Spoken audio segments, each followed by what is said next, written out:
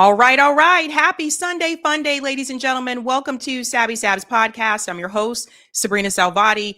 We have quite a big show for you today, ladies and gents. So first and foremost, I do want to let you know we are also live on X as well as Rumble and of course, YouTube. Welcome back, ladies and gents. Tonight's theme is something strange in the neighborhood. There's so much that is going on at this point in time, and we do have a special guest that is going to be joining us with some good news. So first and foremost, I do want to show you what we are discussing tonight, ladies and gents. Let's go ahead and show you that thumbnail. Tonight, ladies and gentlemen, we are discussing, oh boy, this is probably the biggest news story of the week. You're not going to believe this, but right now, Congress is moving forward with legislation that would merge the U.S. military with the Israeli military. No, we are not joking. This legislation kind of snuck by and it is already moving forward. So that's probably going to be the biggest story of the week unless something else crazy happens. But this is a big one. I'm going to tell you guys what Congress members are trying to fight back against this, but very, very concerning. We're also going to discuss Donald Trump had an interview with Fox News on Sunday, or actually Saturday evening, about the war in Iran. And he accidentally admits something here about this war. But Donald Trump totally bombed this interview. But also it goes to show you that they have no plan of moving towards any type of a real negotiation anytime soon. And I'm going to tell you why and what they're actually doing in the meantime.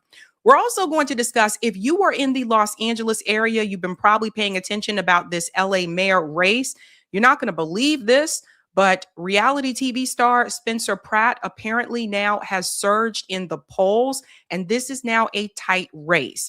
So I'm going to tell you what's going on with him because he's running as an independent, and people need to pay close attention to what happens here. It does not look like, obviously, this is going to be a shoe-in for Karen Bass. And as it stands right now, Spencer Pratt actually has a good chance to win. So we're going to get into all of that. It's crazy stuff that is going on, ladies and gents.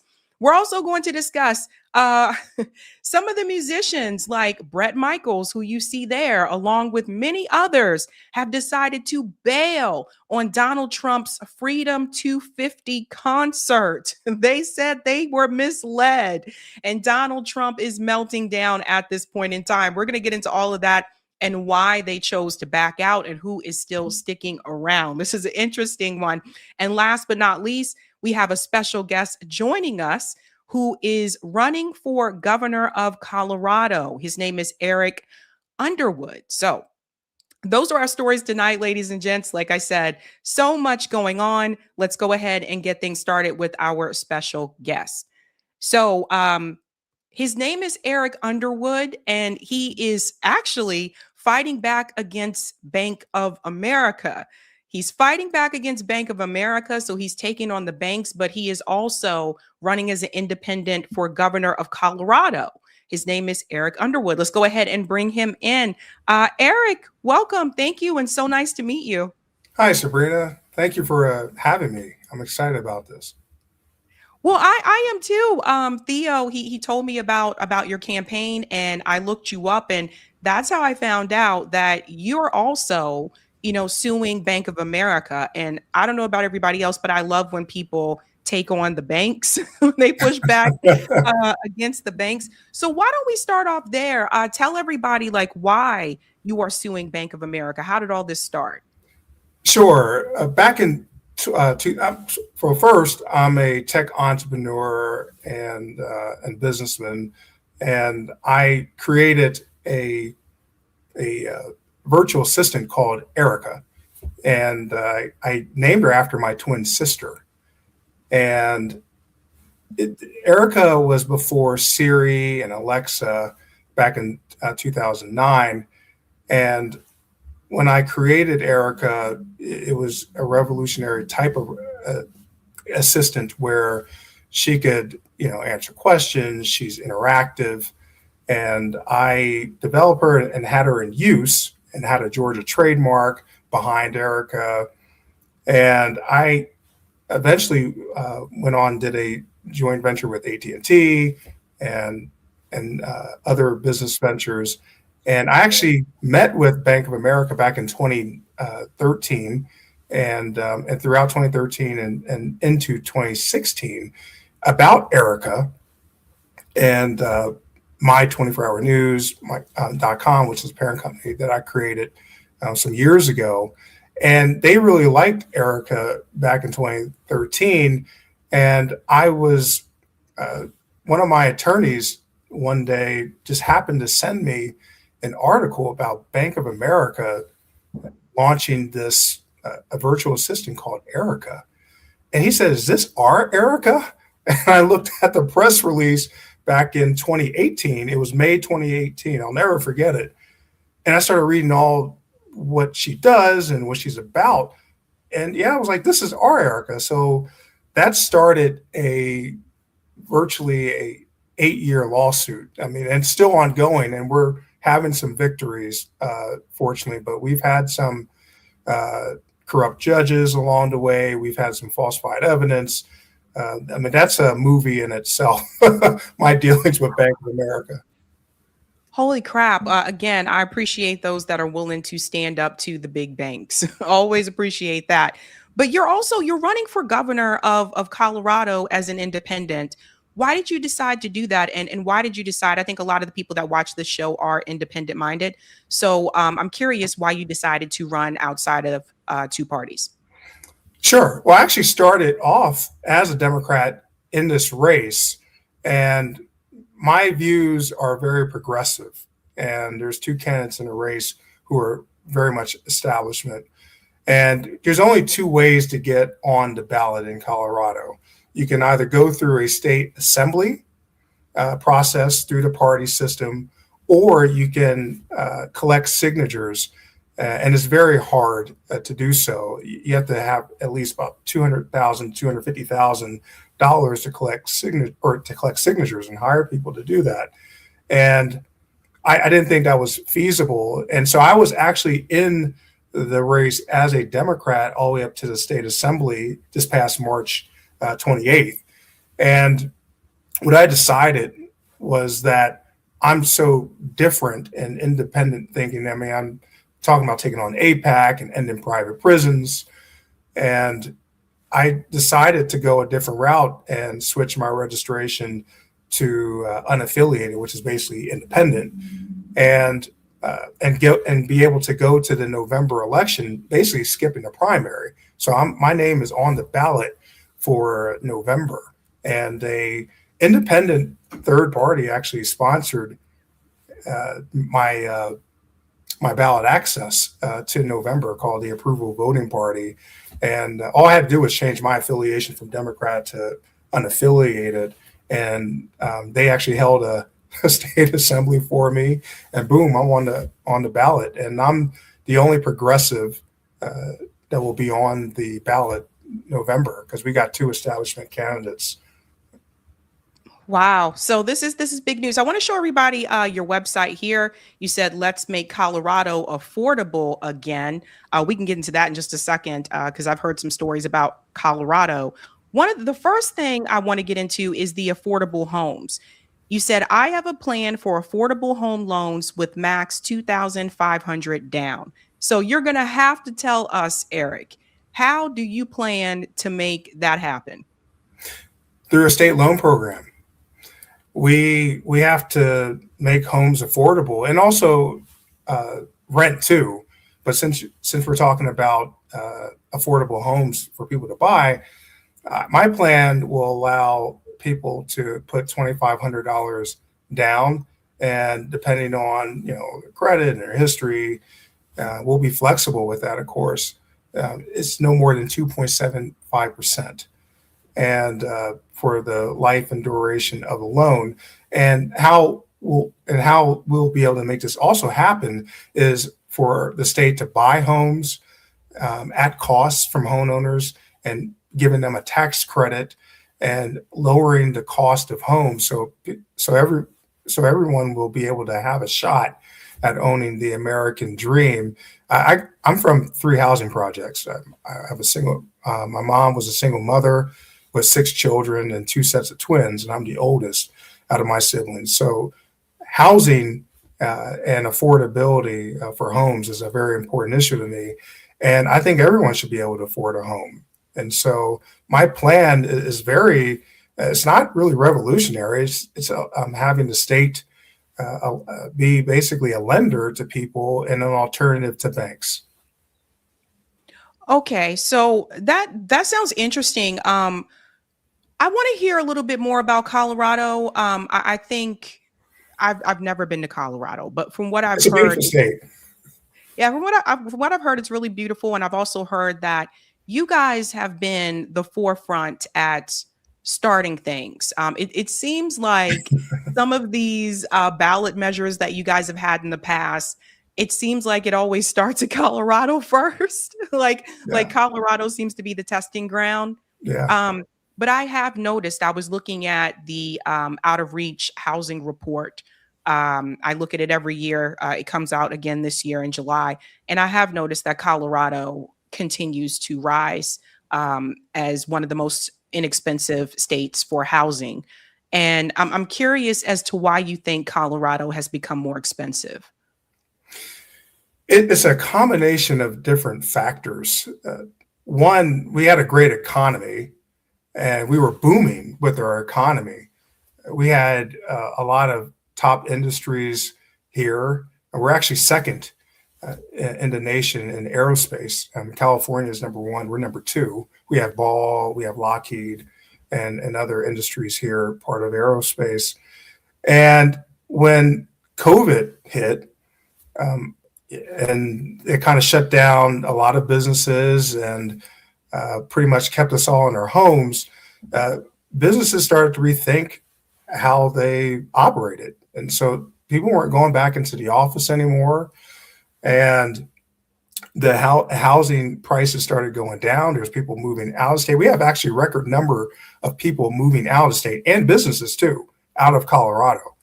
And it's a combination of several factors. I would say we did not recover like a lot of communities and states after COVID.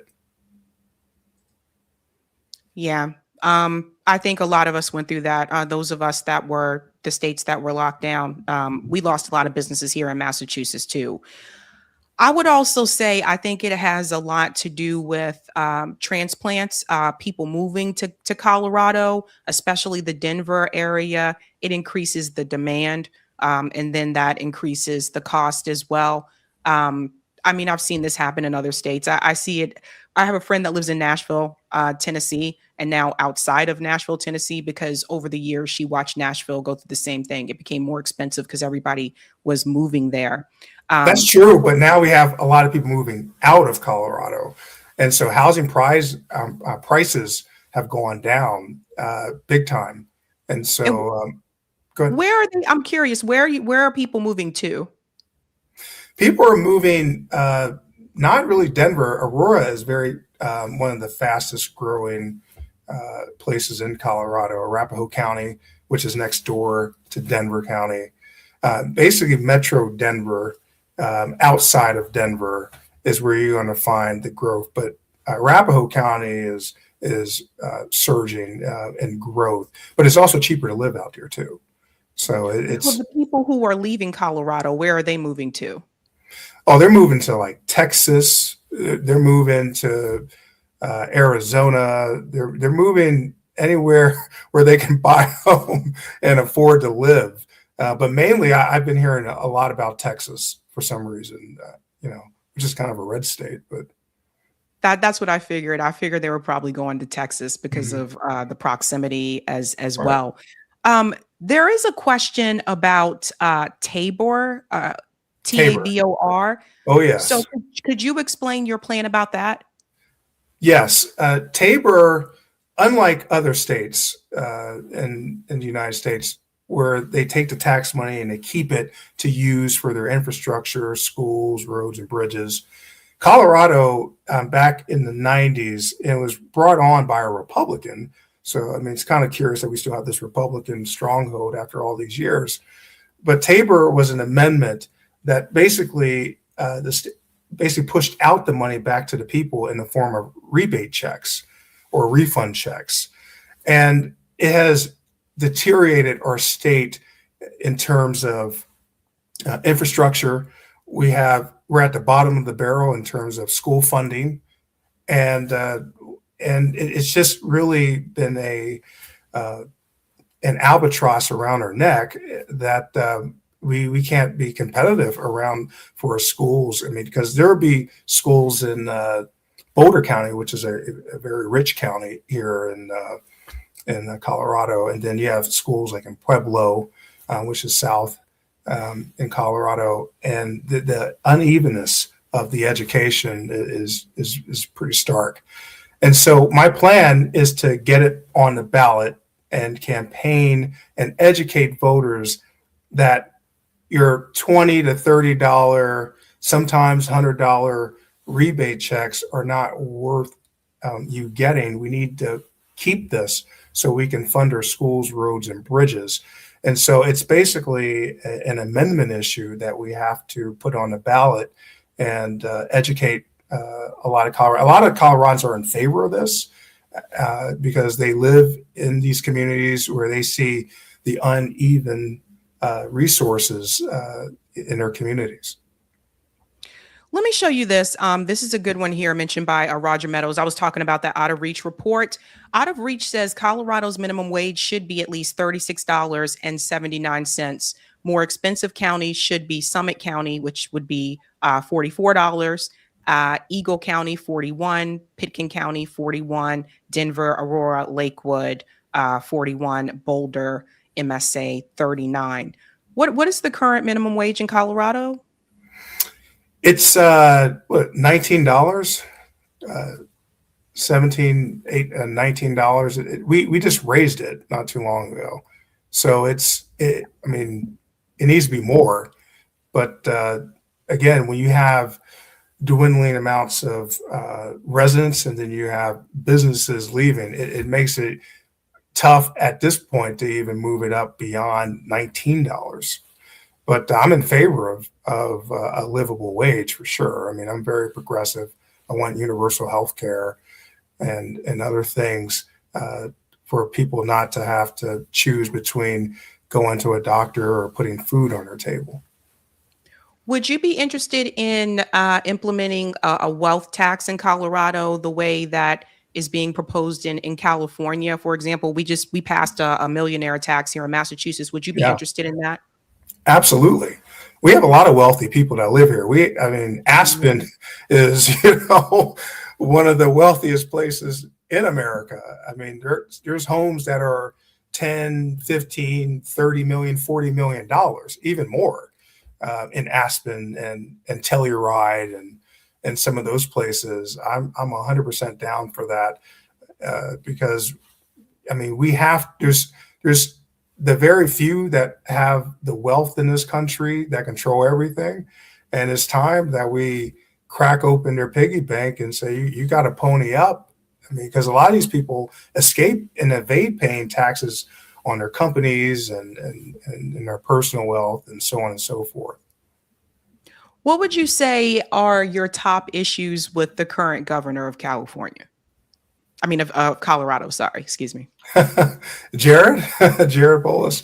I knew him. Actually, I know him well because when I ran 8 years ago for governor, we spent a lot of time on the road together with all the candidates because we were going to the same events. And he's been a disgrace, to put it lightly. He just vetoed the Workers' Protection Act, which in Colorado, I mean, it's shameful for me to even say this, but we're the only state that you have to go through 2 elections to become unionized. And he vetoed that for the second time. And so he has like $500 million and he's part of the billionaire class. And so he doesn't get it. And also the Tina Peters situation where he commuted her sentence and, because of pressure from Trump. I mean, our state has been picked on a lot this past year. I mean, Trump has actually punished our state because of Tina Peters. I mean, he took away NIST funding, which is a federal scientific research department up there in Boulder. And he took away the Space Force down in Colorado Springs, all because of Tina Peters and because of him not liking our politics here in Colorado. And Jared Polis, unfortunately, bent the knee to Trump and commuted her sentence. She'll be walking free in the next day or two.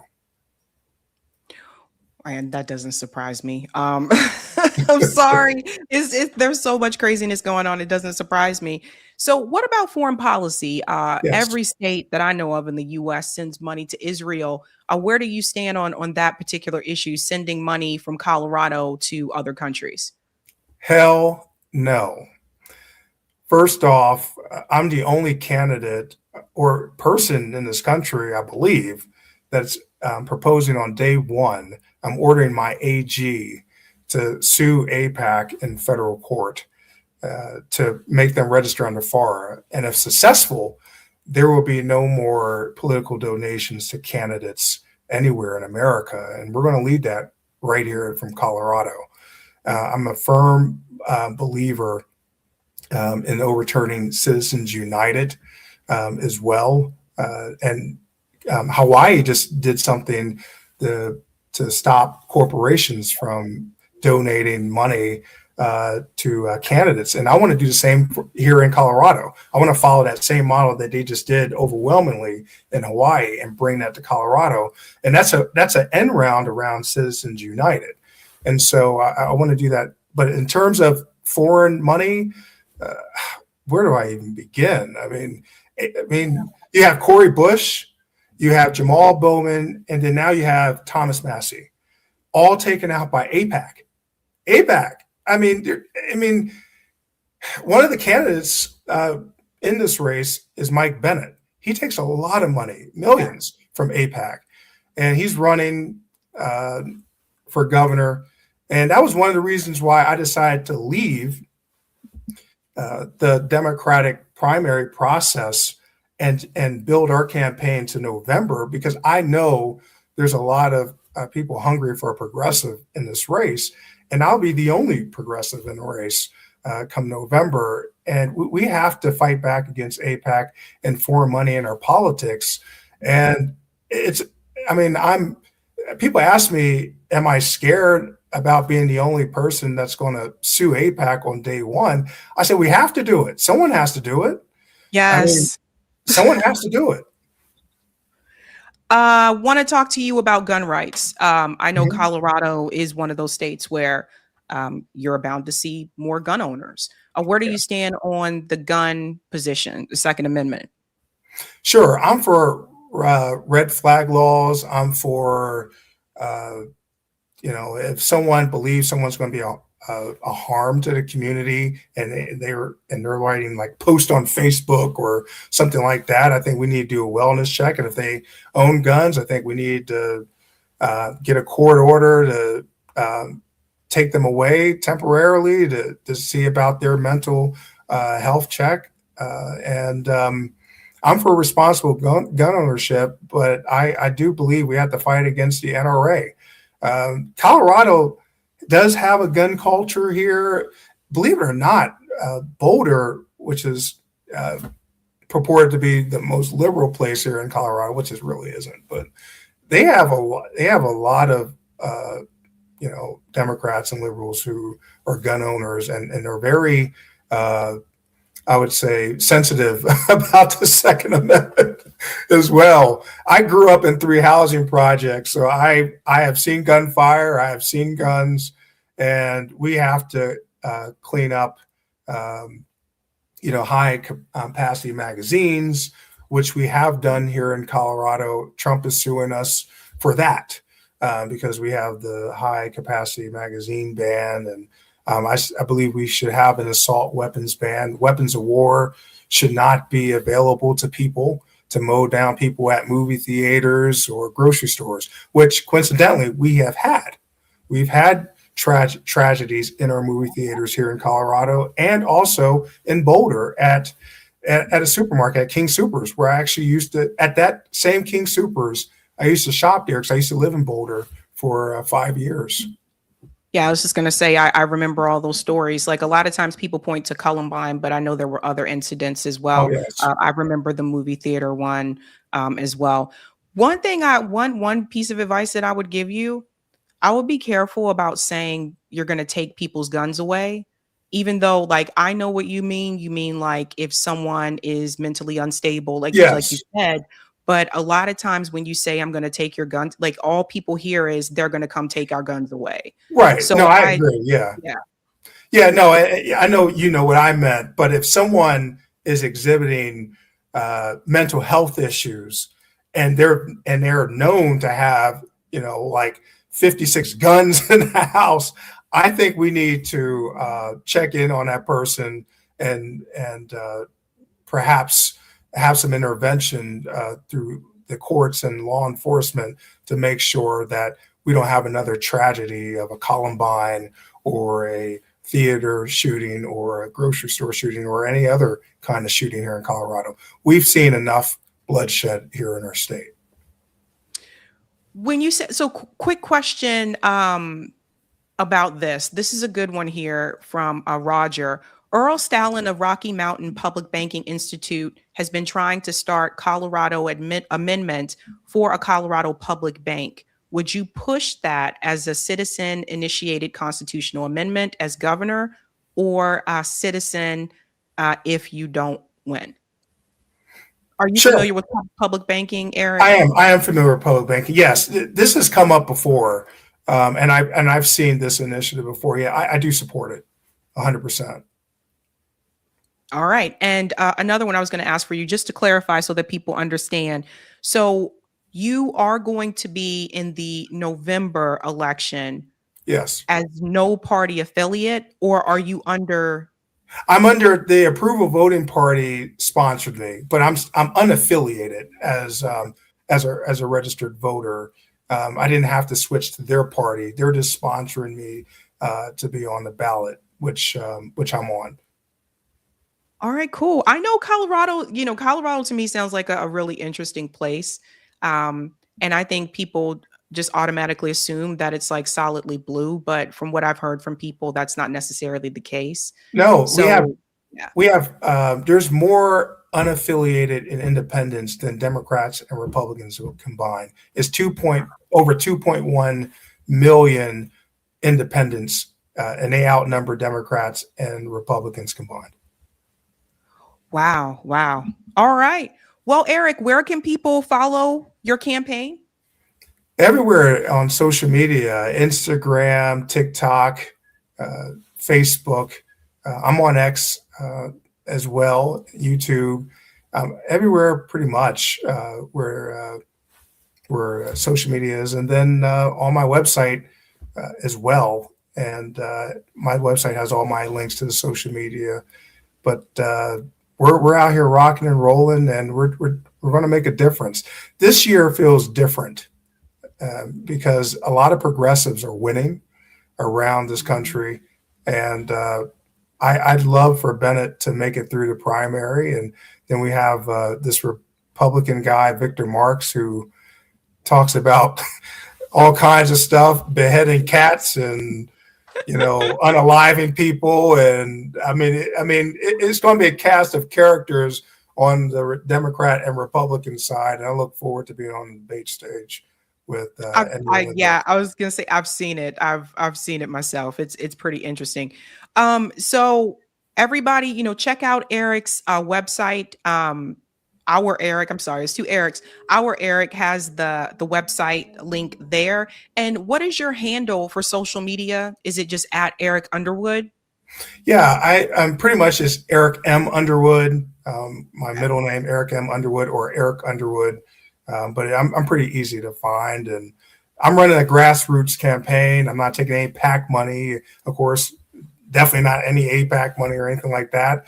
And please, everyone out there, I view this as a national election here in Colorado because I'm going to take on APAC and go battle with taking private prisons away out of here. So could really use a lot of people's help and support. So no PAC money here, just people power. All right. Thank you so much, Eric. Well, thank you for having me. I appreciate it. All righty. Bye. Bye.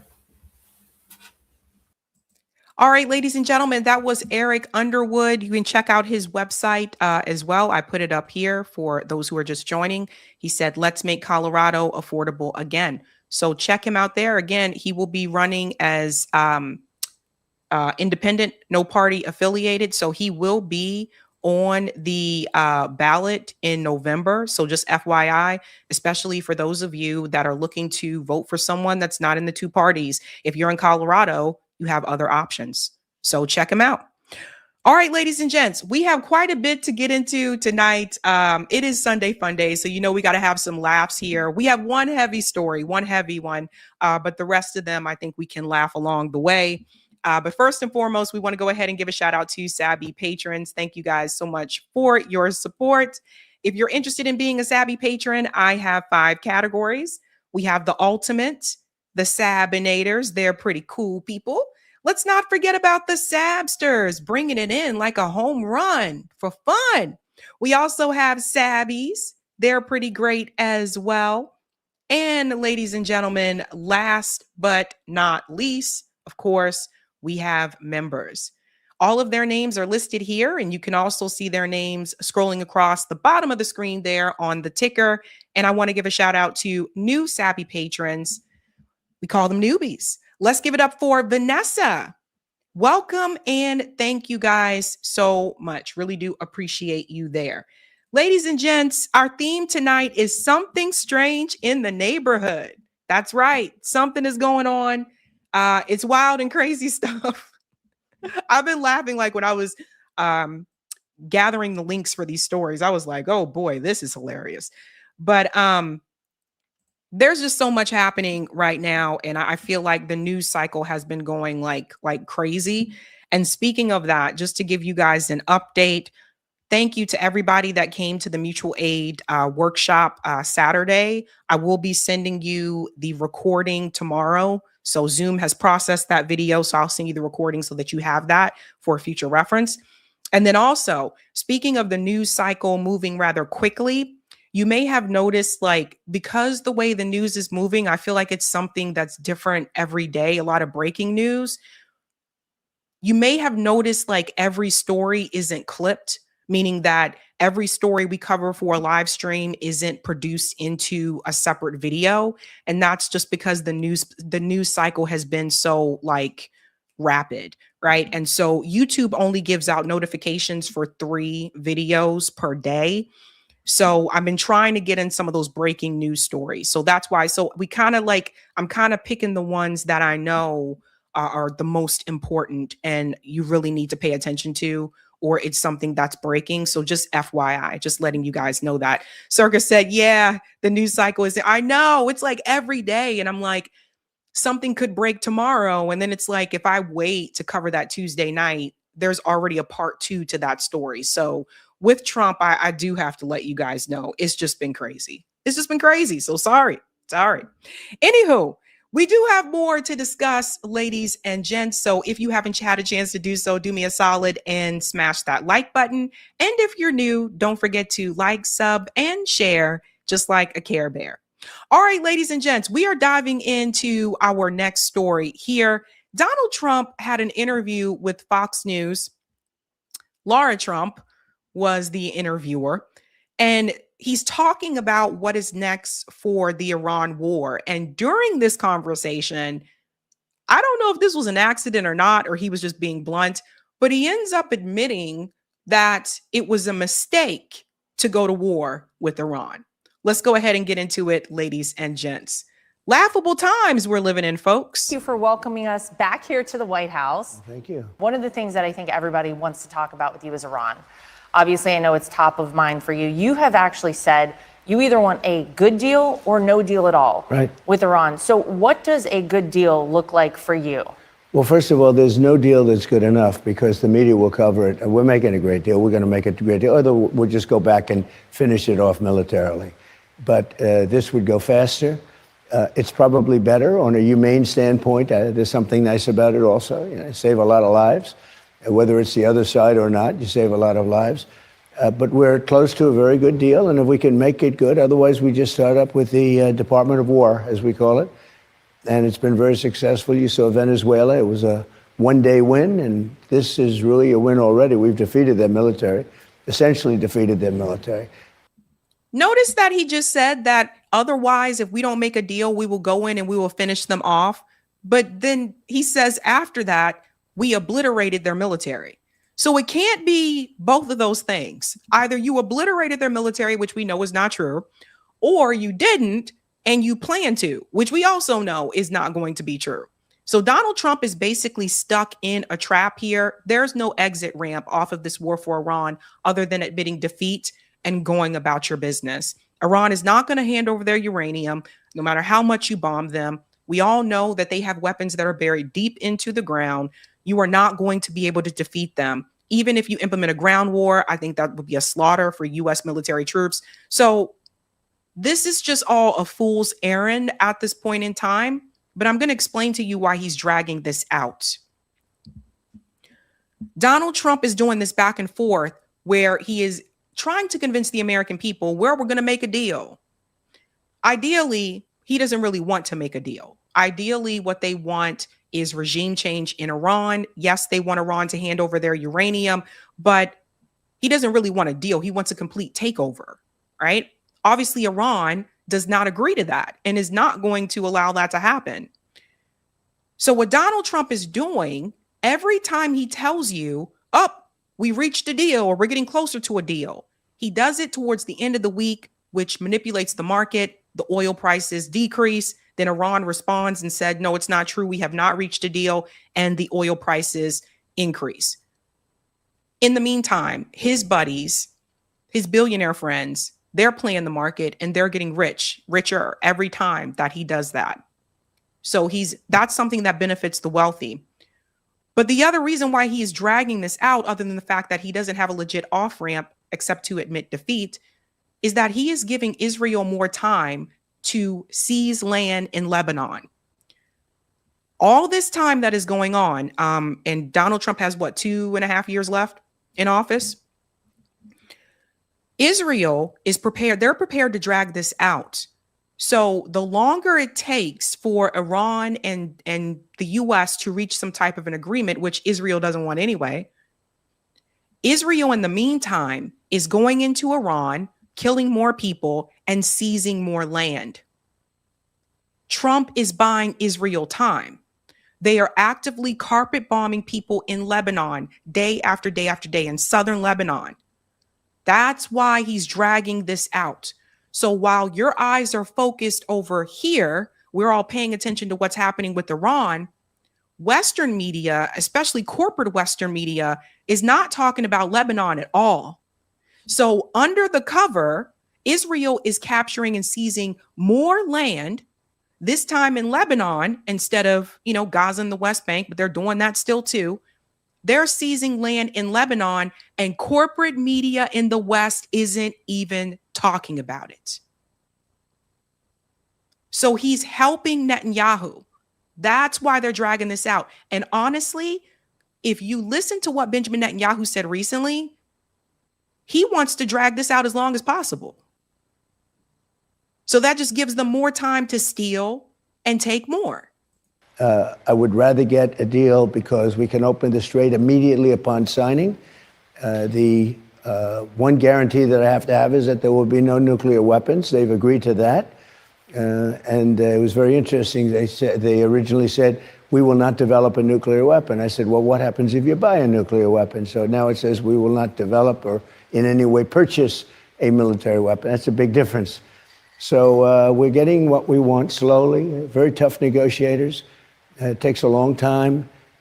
I'm in no hurry. I'd like to say I'm in a hurry because, gasoline prices are going to come tumbling down. But if you're going to be in a hurry, you're not going to make a good deal.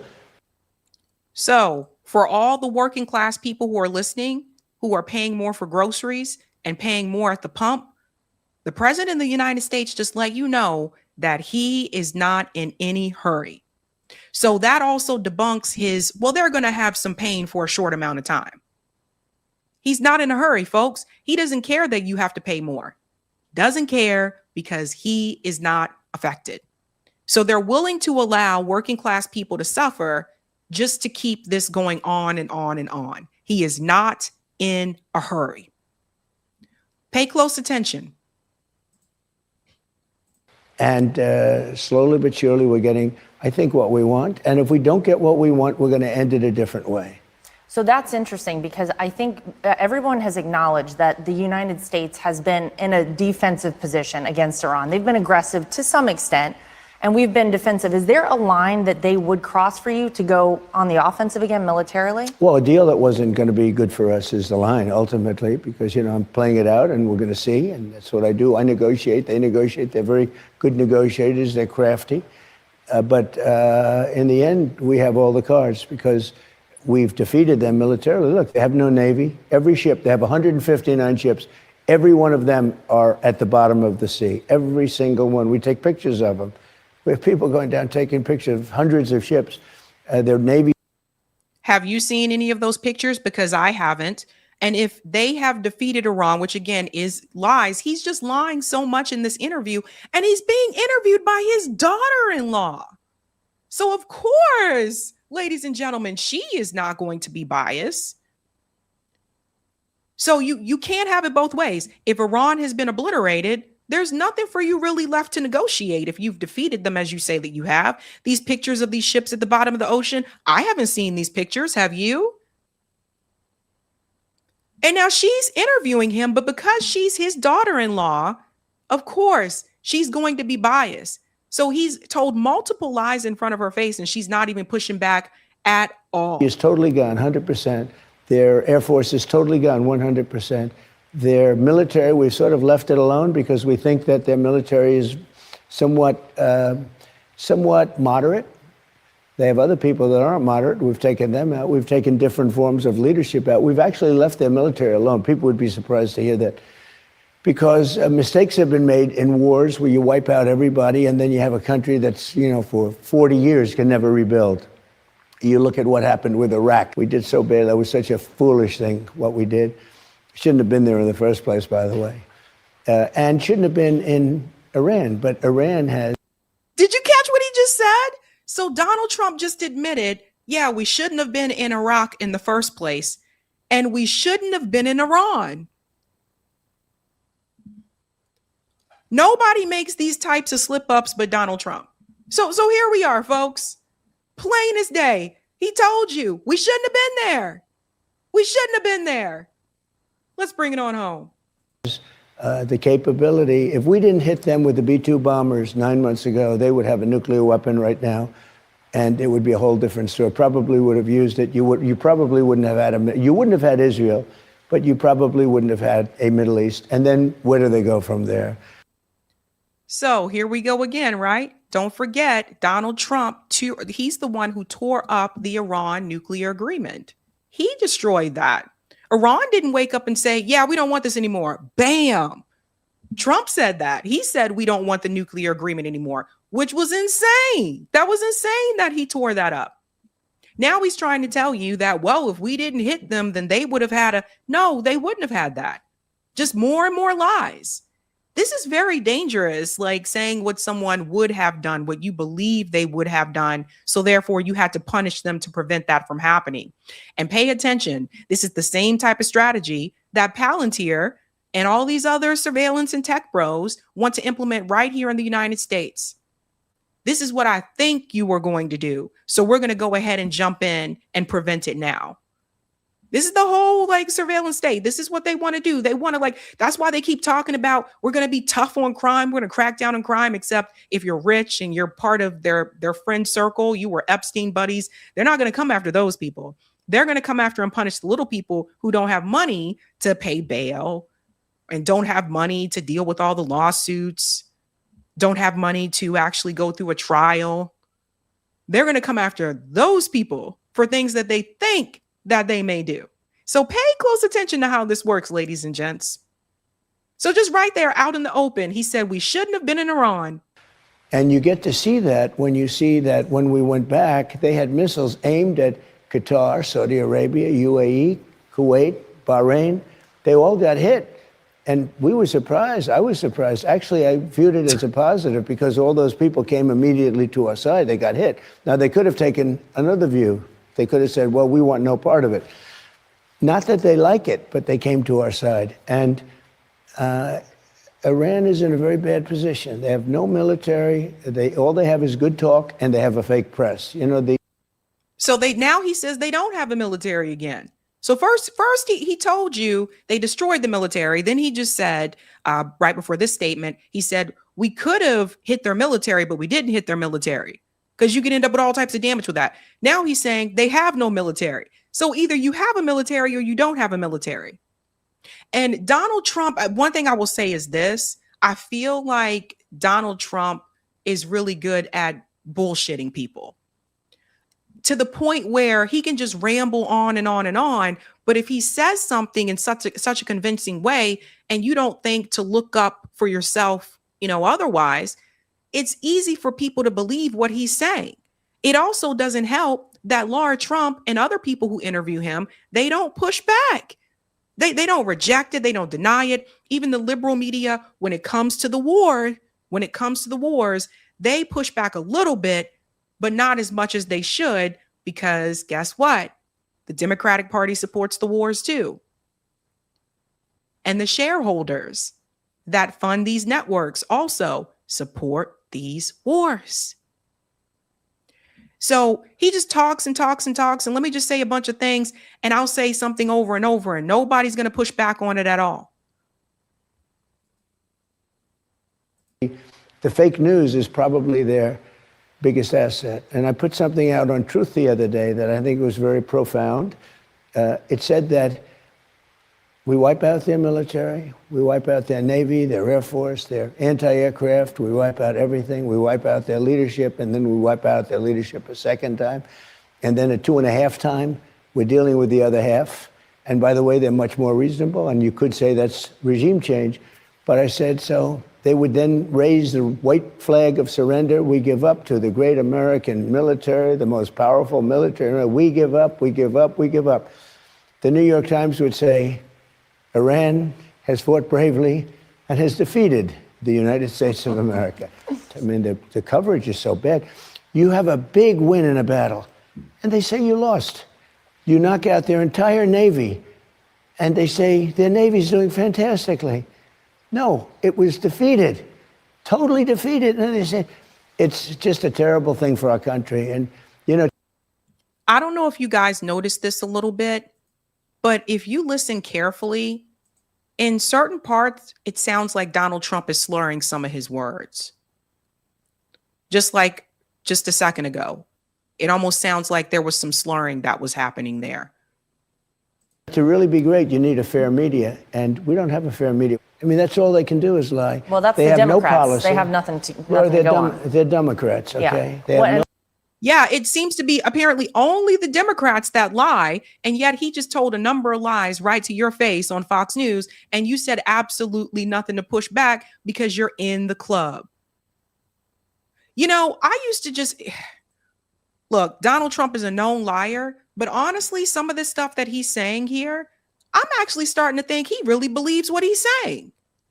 Like, I think he's like, gone. Whether it's what Pete Hegseth has told him, they got rid of the generals that were willing to tell him the truth. And Pete Hegseth, of course, is like, yeah, let me just go along with it and kiss his ass. And let's see where I go from here after this Trump administration. While he's like, knocking back like bottles of Jack and shit in the bathroom, probably. But this is where we're at now. It's embarrassing. Now, I want to show you something else because I can't show you the whole interview, guys. You can watch it on your own, but I'm sorry. It's really hard to get through. Joe Kent said this: Dubowitz isn't just any neocon pundit. He is the CEO of the Foundation for the Defense of Democracies, which is the FDD. The FDD is very pro-Israel and is closely advising the administration on Iran policy. Let me jump forward here and I'll come back. He's referring to this guy here, Mark Dubowitz. If the goal is to cripple the Iranian regime, we are closer today than at any point in 47 years. The opportunity is real, but so is the risk of squandering it. President Trump will need the strategic patience and staying power to finish the job, listen to this, over the next 2.5 years. See what I tell you? They plan to drag this out. It's like Julian Assange said, the goal is not to win the war. The goal is to funnel money into the military industrial complex. They're not really trying to win and beat Iran. And what Pete Hegseth was saying about this guy, he said, Joe Kent, he said when Dubowitz says for the next 2.5 years, he is basically admitting that the initial goal of the pro-Israel lobby was to get us into a war, knowing that once we were in, it would be very difficult for us to get out. Ding, ding, ding. Dubowitz and the Israelis always knew this would be a very long war, but lied to Trump and the administration with tales of decapitation strike leading to a popular uprising, resulting in a quick victory. They knew this was a lie. They will continue to lie to get us to do their bidding, regardless of what it cost our nation. Rooting out foreign influence starts with cutting off access to Israeli surrogates like the FDD. And I don't know if you guys saw the video I published on Saturday, but Joe Kent, along with Thomas Massie and Marjorie Taylor Greene, have officially announced that they are starting this America First coalition. They're already hitting the road, apparently, according to Joe Kent, the video he released, to go talk to young people. They're trying to recruit independents, he said, not Democrats, not Republicans. They're trying to recruit independents and, quote, he said, for 2028. And what I gathered from this is that they're trying to basically fill the void that's many, I think, Republicans are feeling that were anti-war and did want to put the U.S. first. They're trying to fill that void, but with people who are willing to run as independents.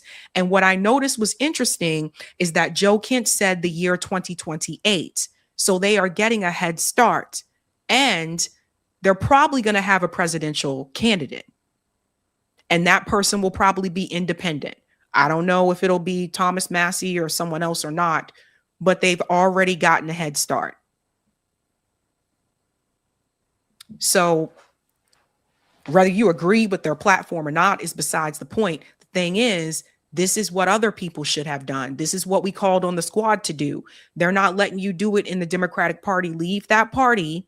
You have enough popularity and a big following. Start your own coalition outside of that party, and people will go with you. People are going to follow them. There are going to be people that are going to go with them. And if the squad would have done that, people would have went with them too. So 2028, I think, is going to be interesting. I'm telling you guys, I guarantee it. If this takes off, which it probably will, they're going to have a presidential candidate, and that person will probably run as an independent. And they'll probably run on the ticket of no wars, because this is what Joe Kent was talking about in the video. No wars, no imperialism. We have to fix our economy here. And he also said the word populist. That's going to be populist. And that message is going to resonate with a lot of people. And because they're already known, like everybody knows who Marjorie Taylor Greene is. If you didn't know who Thomas Massie was, you probably do now because of what happened to him. So they're not going to have as hard of a time as other people who have tried to do this as an independent. And at the end of the day, I mean, you still have the buffoons. You still have the, you guys know we got to have some fun. You still got the buffoons. You still have Pete Hegseth. And of course, Marco Rubio. I don't know who made this picture, but they described him as Milli Vanilli. Blame it on the briefing.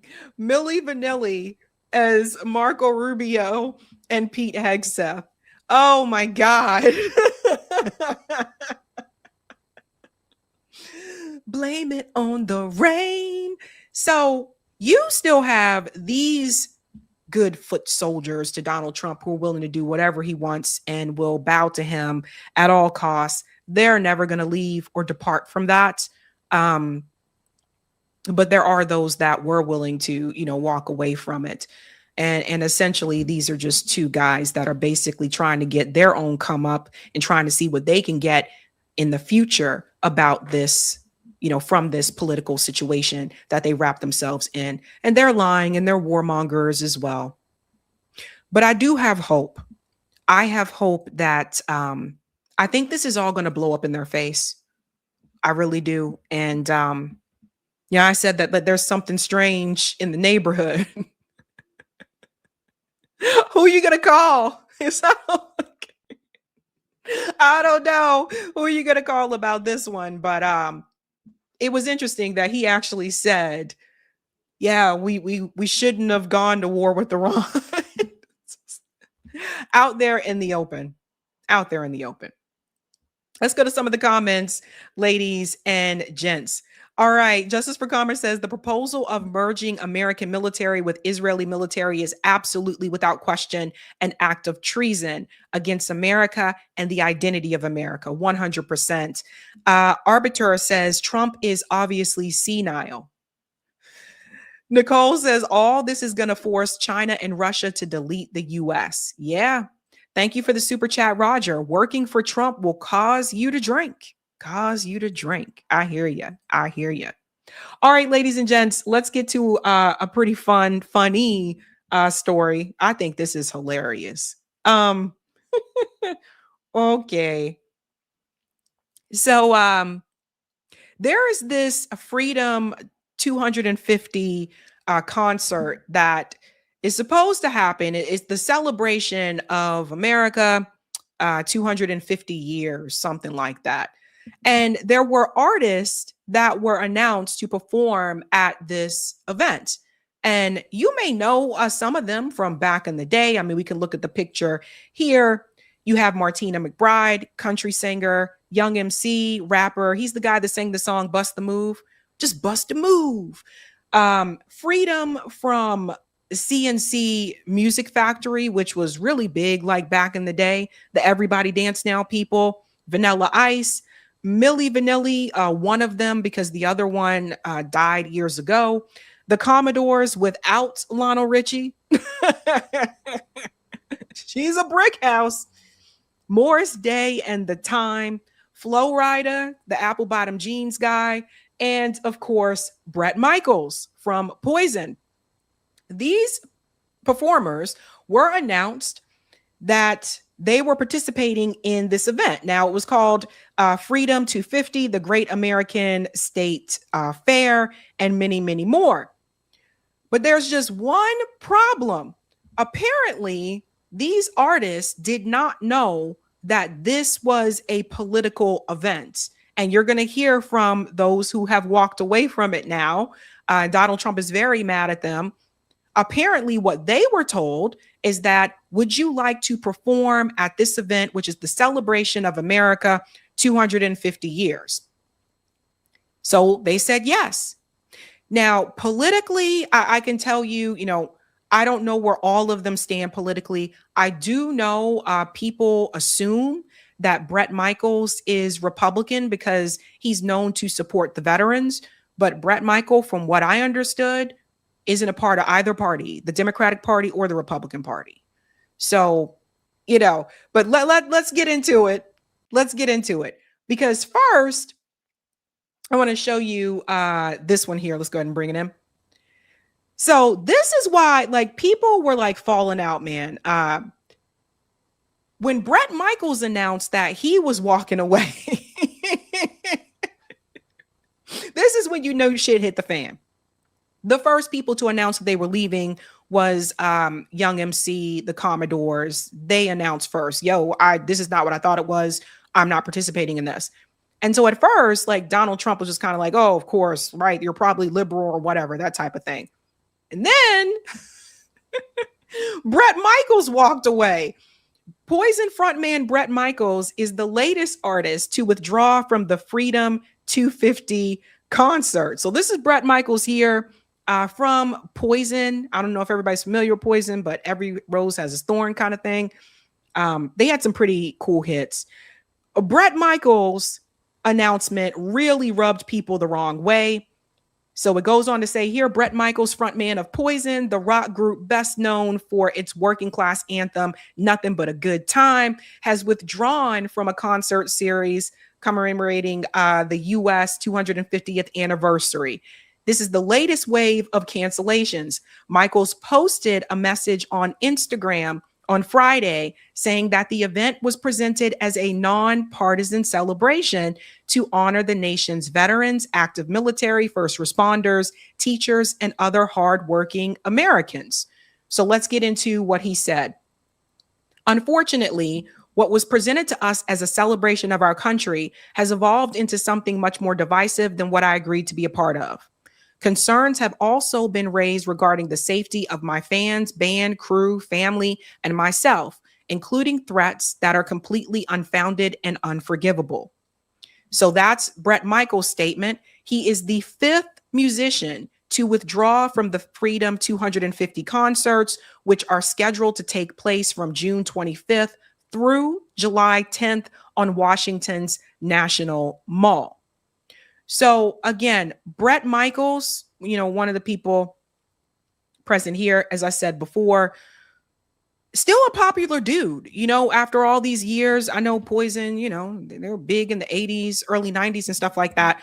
But Bret Michaels is still popular. He had a reality show at one point called Bread of Love or Rock of Love, something like that, where he was like dating these women and saying, "Are you the one for me?" Kind of like a Flavor of Love thing. And he still gets a good turnout, like when he performs and all those types of things. But people started melting down when they saw that he walked away because, like I said, people assume that Bret Michaels is Republican because he supports the veterans. He's been known to raise money for them and contribute to them, but Bret Michaels doesn't identify with either party politically. So at first it was, oh, the Commodores are walking away, Young MC's walking away. You guys are just liberal and you're just woke and upset. Then Bret Michaels walks away. So Bret Michaels didn't want to be a part of anything that was political. And again, of course, he's not the only one. This is what Young MC said. We can pull this up here. I have informed my agents that I will not be performing at the Freedom 250 event. The artists were never told about political involvement with the event. And despite the claims by the organizers that the event is nonpartisan, Spin Magazine described it as Trump-backed. I hope to perform in DC in the near future at an event that is not so politically charged. Just bust a move. So that's Young MC. So you got Bret Michaels and Young MC. And I guess Bret Michaels says every rose has its damn thorn. And he didn't want to deal with this one. Then the big kicker.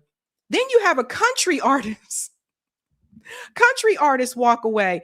Martina McBride, by the way, I think is still somewhat underrated. Martina McBride, don't sleep on her. She can sing her ass off. She really can. Her most popular, I guess, crossover country popish kind of songs, like This One's for the Girls, that does not really show off her vocal range. Martina McBride can sing her ass off. Then she walked away. And this is the one where people were like, what the fuck? Here's the statement from Martina McBride. I would like to talk to you and clear the air. I will not be performing at the Great American State Fair on June 25th. I was presented with an opportunity to perform at a nonpartisan event, but that turned out to be misleading. I asked a lot of questions and was assured this was a nonpartisan event, that I was meant to celebrate the states and also bring people together in the way that only music can. I saw it as just a bigger version of so many state fairs I've performed at over the years, celebrating community and what makes each state special. Sounds fun, right? Wholesome even. Yesterday, things started changing, and what we were told is, in fact, not what is happening. I've spent my entire career singing songs about real people with real issues. I've been blessed with the opportunity to be a voice for those who have felt like they didn't have one. It greatly upsets me that any fan who has been moved by my music may now feel like I'm abandoning the meaning behind those songs. I assure you that is not the case. I appreciate every single fan who has reached out. I hope to get back to DC area very soon. So that's Martina. That's Martina, Gina. Martina McBride said, I am out. So here's the thing.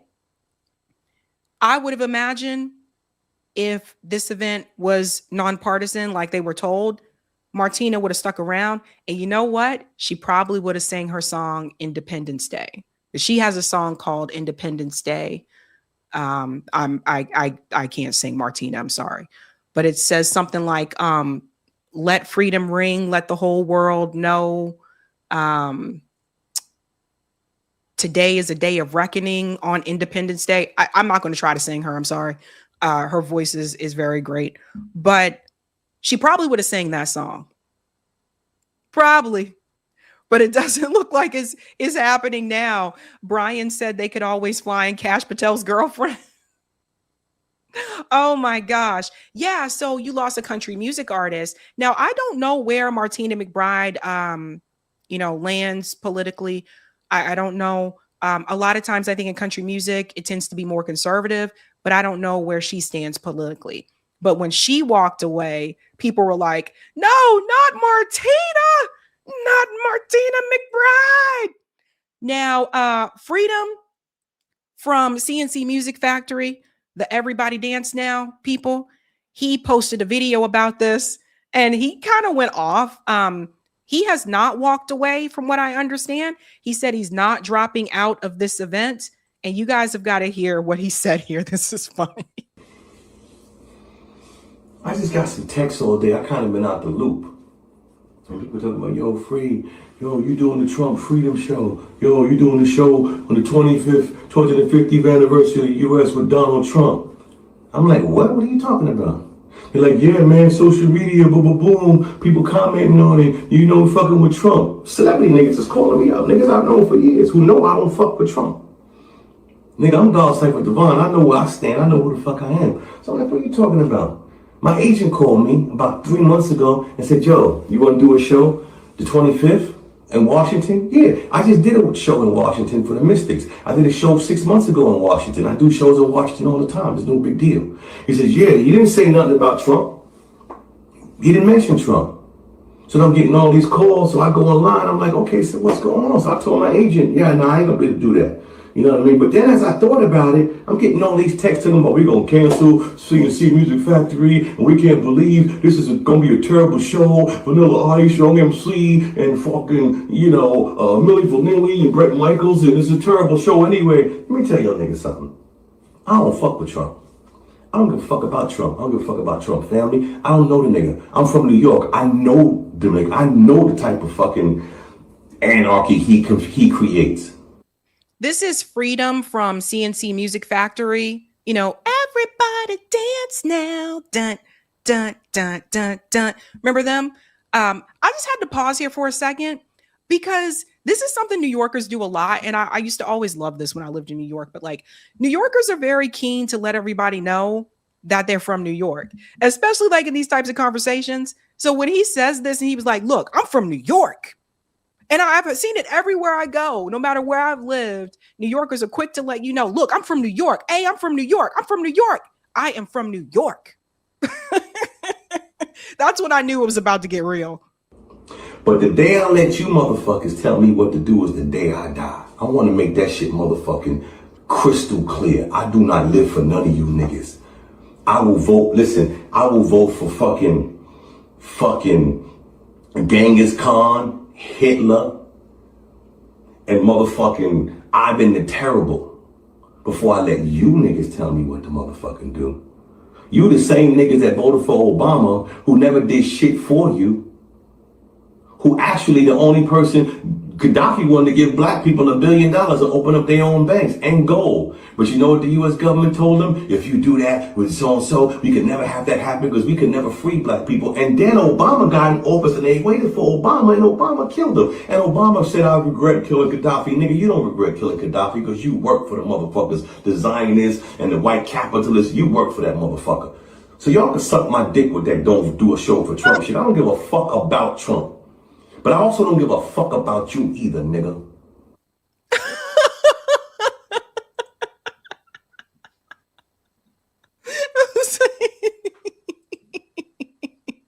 Cloudness said, I'm from New York City, and that's true. So it looks like Freedom is not walking away from the event, and he's ready to stay on board here. But of course, like, this did upset Donald Trump. So I do want to show you what he said, because he's crashing out. Here we go. I understand artists are getting the yips having to do their performance on Wednesday. So I'm thinking about bringing the #1 attraction anywhere in the world. The man who gets much larger audiences than Elvis in his prime. And he does so without a guitar. The man who loves our country more than anyone else. And the man who some say is the greatest president in history, the GOAT, Donald J. Trump, to take the place of these highly paid third-rate artist and give a major speech rallying the country forward like I have never, ever since being president. So first of all, who calls themselves the GOAT? Other people are supposed to call you the GOAT. So he calls himself the GOAT, #1. And then number two, he said that he's more popular than Elvis. And so he's going to be the main attraction. You see how he turns this and makes it all about himself. 2 years ago, the U.S. was dead. Now we have the hottest country anywhere in the world. I don't want so-called artists that get paid far too much money who aren't happy. I only want to be surrounded by happy people, smart people, successful people, and people that know how to win. Oh boy, this is rough. So by copy of this truth, I am ordering my representatives to look at the feasibility of doing an America is Back rally on Wednesday.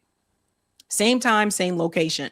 So now he's trying to turn this into a rally, and then even more recent reporting shows he might try to cancel the entire thing.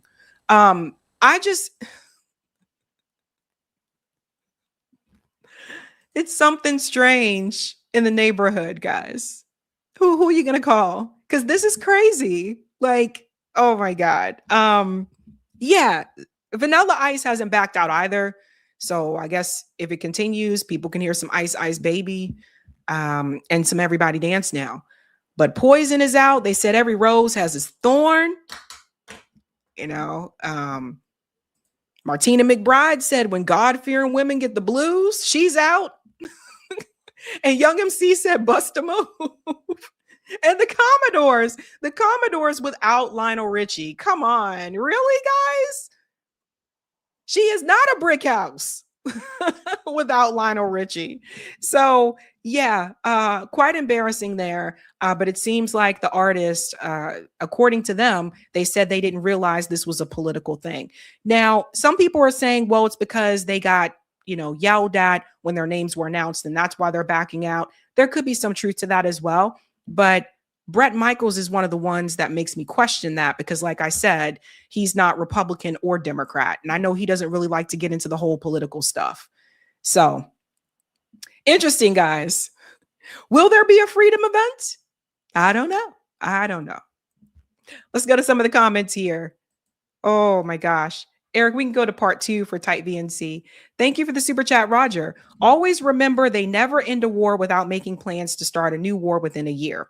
What was the time window between Afghanistan pullout and Ukraine? That's true. That's a good point. Thank you, Noble. We will not vote our way out of this. The occupation has already happened. The merger of forces has been part of the plan all along. Build the surveillance state, crash the dollar, enact CBDC, all controlled from HQ ballroom. Thank you, Ray. Trump can lie over and over because the corporate media and some podcasters are a part of the conspiracy. Thank you, Gypsy. Sabs, I'm Palestinian American. I love you for standing up for us in a big way. Oh, thank you. Priest says, yeah, these Priest said, is this old music? Yeah, it's older music. Favi says Brett Michaels in concert Brett Michaels in concert sounds just like his actual albums. I saw him 5 years ago. Yeah, some people still got it, man. Some people still got it. Thank you, Roger. Not New Yorkers, but NYC New Yorkers say that. Yeah. And thank you, Davu. And Morris Day did the walk and walked away. Yeah. Oh, man. Interesting time. Interesting. All right, ladies and gents, if you haven't had a chance to do so, do me a solid and smash that like button.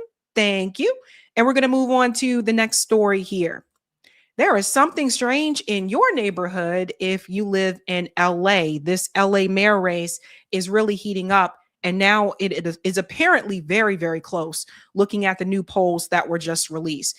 But the talk of the town right now has been the fact that, reality TV star Spencer Pratt has surged in the polls and has made this a more competitive race.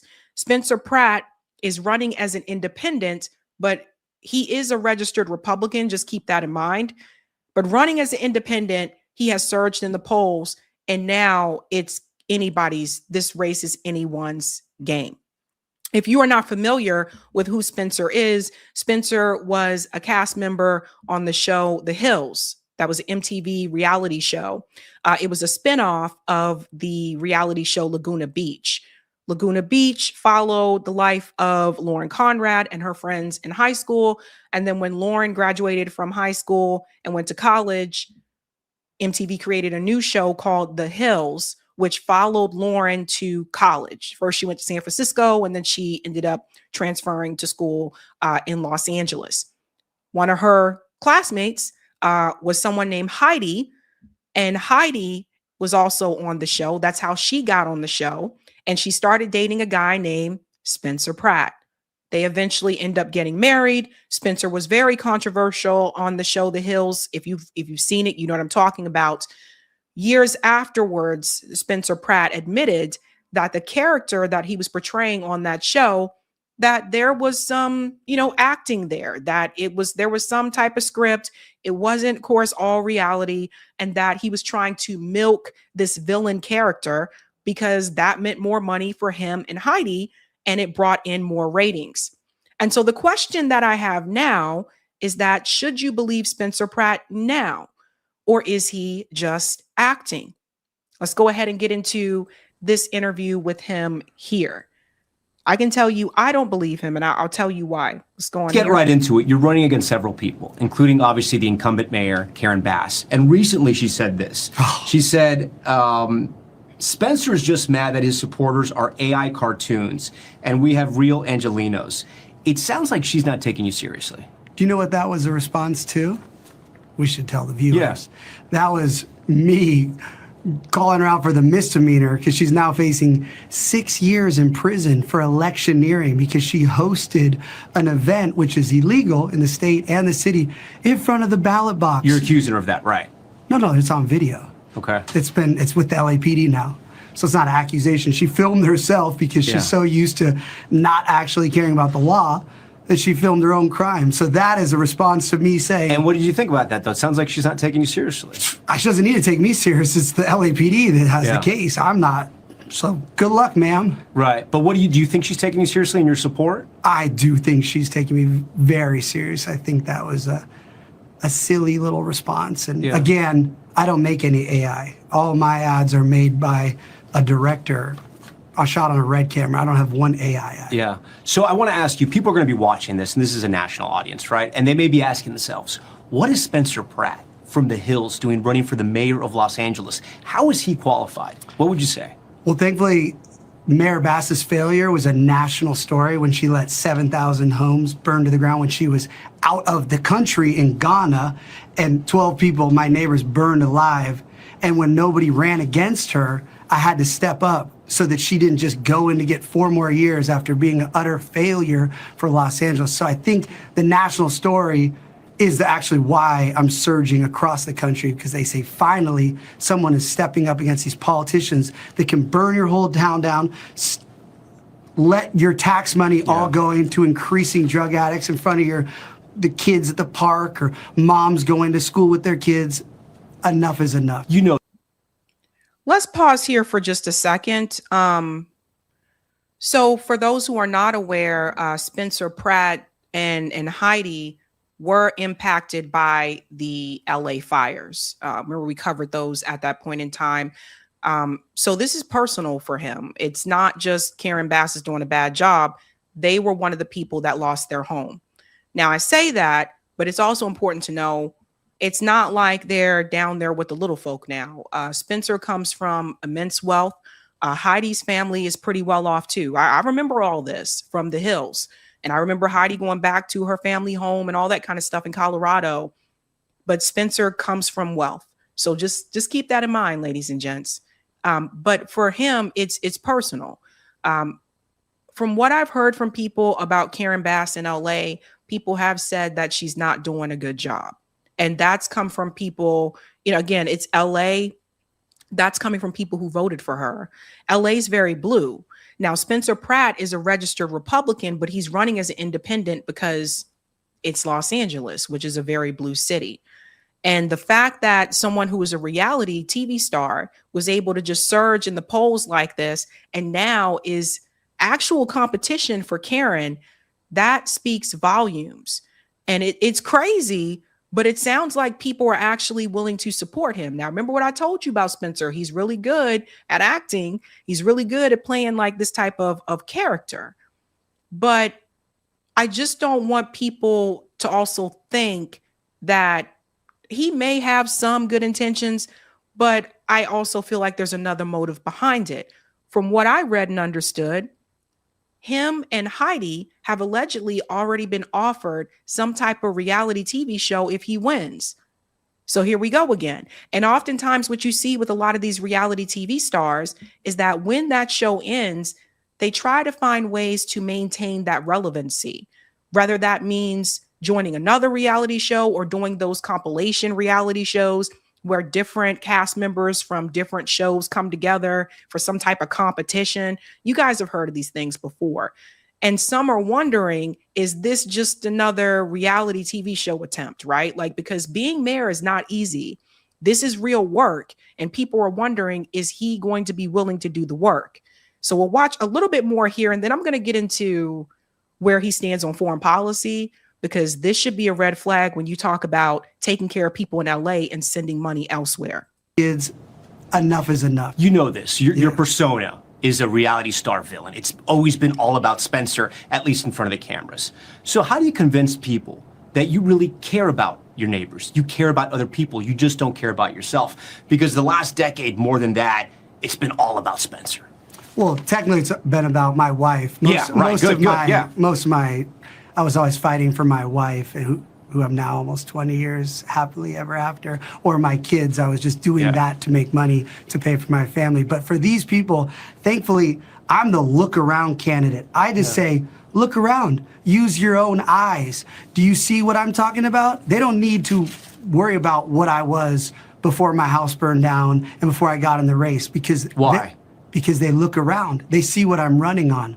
I'm running on making the streets safe. I'm running on actually getting the drug addicts dying on the sidewalk 7 a day that our councilwoman and our mayor, who have been in charge of that for a combined 10 years almost now, they're in charge of that. I'm saying you're voting for me as a mandated change. So I don't need to convince anybody about my past. I'm living in the present and I'm speaking about what everyone sees with their own eyes. I don't need to convince any of my voters because I'm telling them exactly what we all see together. Yeah, but you need to. You know what's interesting about this? People will actually vote for him because he's not a politician. There are people and they'll see that and they'll say, well, he's not like everybody else. The Spicy said, dude sells crystals for real. Oh, buddy. The majority of voters eventually, right? After June 2nd, you're going to have to win a majority of those votes.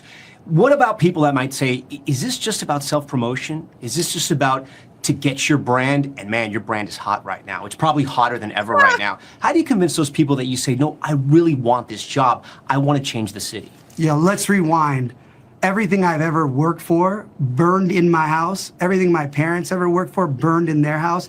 I got on this mission. It was never to run for mayor. I started this to expose the corruption and the negligence of our city leaders. And when I got to the farthest distance I could, where I proved they were obstructing justice, altering after action reports after the fire, and there was nothing more they could do, that's when I organically got in the race, because no one else was going to run. I was never going to be the mayor, but nobody was going to run against her that could beat her. I had to step into this. And again, running for mayor is not fun. Let's be clear.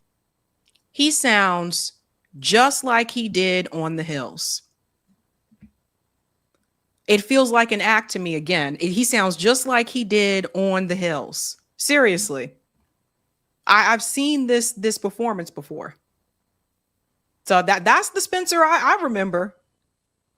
I have to have 24-hour security with the amount of death threats. My kid now has to have a security next to him when he goes in the ocean, because psychos come to the beach to... This is not like, oh, I get to be on a new show. I'm like, oh, I'm Tom Cruise. I'm in Top Gun 3 with Miles Teller. This. You know, the thing is, though, he had threats. He had death threats and other threats when he was on the Hill, too.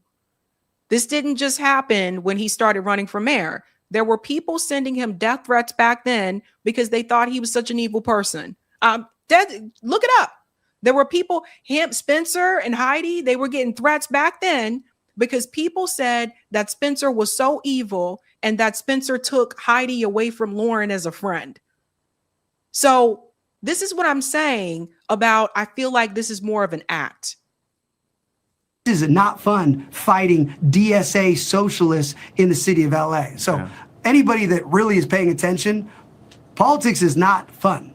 And now I'm deep in politics, fighting a machine that is against the truth, a machine that is against stopping somebody exposing $24+ billion of cartel level money laundering. I promise you, it's way more fun when I had my house and I was feeding hummingbirds and selling healing crystals. I would like that life back, but I can't get that. And life I want back. to talk about the crystals. So you've made the case why Karen Bass should lose. What's the case why Spencer Pratt should win?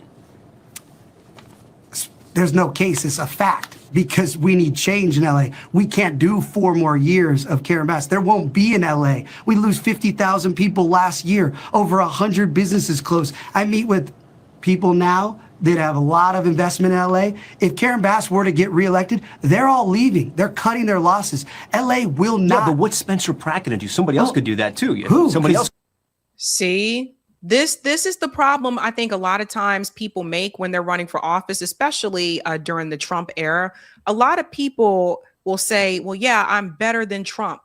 I'm better than this Trump endorsed candidate. But they don't really tell you what they're going to do differently. They don't really tell you. They're just basically running on, I'm not Trump, or I'm not the Trump endorsed candidate. So he's kind of backed into a corner here. That's what the guy's asking me. He's like, yeah, but what is going to be different about you? You can't just run on, I'm not Karen Bass. So let's go on a little bit more here.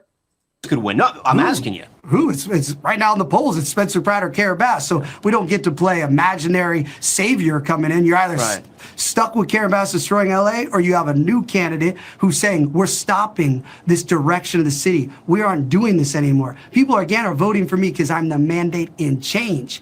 That's why they're voting for me. Not because I'm Spencer Pratt, not because of what I did 20 years ago, not what I did 2 years ago. It's because what I'm saying right now, no more. Stop this. Governor.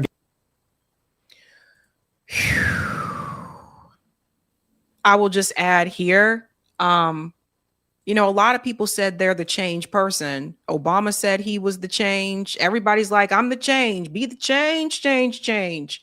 But when you get in sometime into policy like specifics, they're not really detailed with how they're going to make that change. Gavin Newsom just endorsed Karen Bass today, saying, quote, the work Karen Bass is doing in LA is making our entire state stronger, with an 18% decline in homelessness, while it grew nationally, historic drops in violent crime, boosting film production in LA, and protecting our communities against ICE. She has my full support for re-election. Do you think that endorsement is going to help Karen Bass? I think that endorsement, these two are co-conspirators. They're criminal partners in the negligence that led to 7,000 houses burning down. You think Governor Gavin Newsom's a criminal? in my opinion, it's criminal negligence when you fail your taxpayers and they burn alive because of choices you made with your state park that you're responsible from. Same with Mayor Karen Bass. Again, it's my opinion. Right. I believe if you let people burn alive because of your negligence, that becomes criminal negligence. So again, of course he's endorsing her. They're both responsible for this.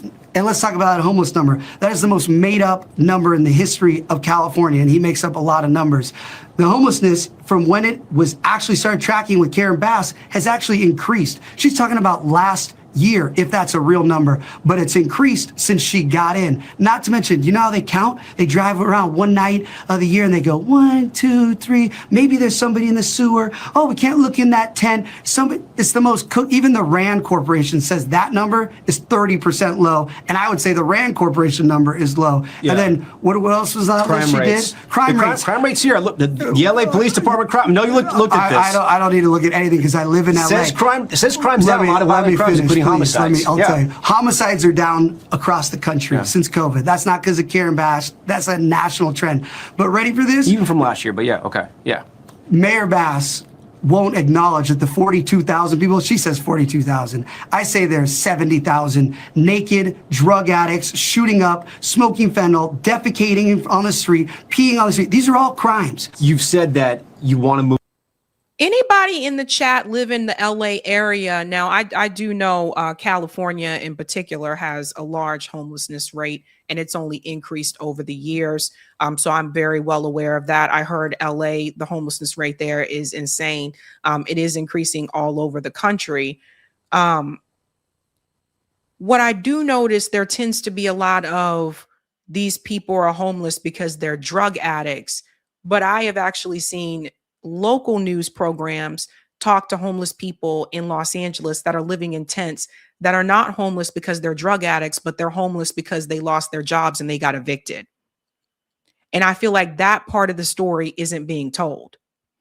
Whereas Spencer should really be focusing on, the cost of living crisis. Instead, it seems like he's blaming the homelessness on the fact that people do drugs. And he's not talking about the homeless people that are homeless because they lost their job, they got laid off, and they got evicted, which is a real problem. The polls, I just want to show you what it looks like right now in Los Angeles.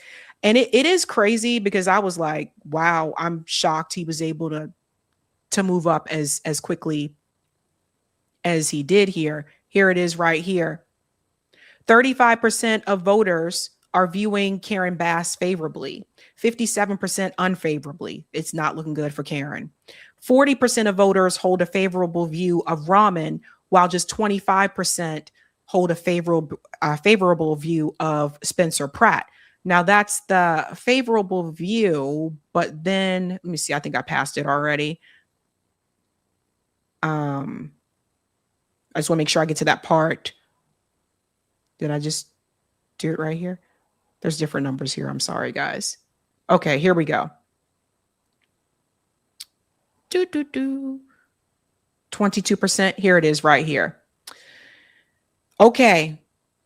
So 26% of voters, that could include those who have already voted, plan to cast ballots for or are undecided. They indicated they would support Bass. So 26% of voters said they would endorse Karen Bass. 25% said they would back progressive city council member Rahman, and 22% Spencer Pratt. So they're almost in a three-way tie, basically. It's a close race. Now, here's the thing, because Spencer's saying all this stuff, right? Look at this. Where does Spencer Pratt land geopolitically? James Lee shared it. For those of you saying Spencer Pratt wishing Israel a happy birthday was from 2018 and he's since changed his opinion, this was posted 6 days ago. So there you have it, folks. There you have it. There's Spencer Pratt waving the Israeli flag. So if I was interviewing Spencer Pratt, I would ask him, how do you feel about Los Angeles, which they do, talking about this homeless problem in Los Angeles? How would you handle this issue of sending money to Israel? All the major cities do it. How would you handle that, Spencer? what do you think he'd say? He'd probably say, of course, we're going to continue to support. But you were just talking about the homelessness crisis, though. Shouldn't that money be used right here in LA? So Spencer Pratt is a Zionist. There's your picture there, folks. There you go. It's crazy. You know, I don't know. I don't live in LA. I've never been to LA, but I've heard some stories and I don't know what to tell you guys because I feel like you don't have the greatest choices. I don't know much about ramen, but I don't trust Spencer Pratt as far as I could throw him. Let's go into some of the comments here, ladies. Actually, we'll wait until we do the next story. I want to get into that story and then I'll go into those comments. Because this one, I want to spend a little bit more time on. This is a big one. All right, ladies and gentlemen, we got one more story for you. Do me a solid and smash the like. Thank you. And we're going to keep it moving and grooving. This is probably the most important story you should pay attention to this week. While we were sleeping, it appears that Congress has been moving legislation, is on the move, to blend the United States military with Israel's military. No, we're not joking. And yes, there's something strange going on in the neighborhood, and you need to see this. Congress quietly moves to integrate U.S. and Israeli militaries. This is the first step towards shifting aid further into the shadows. The House 2027 NDAA would all but fuse the two countries' armed forces together. I also have a poll there. If you guys don't mind, if you can answer that poll question. Trying to see how many Zionists be watching. But let's go on. Because this is insane. So buried into the House version of the 2027 National Defense Authorization Act, also known as the NDAA, it was released on Tuesday, is Section 224.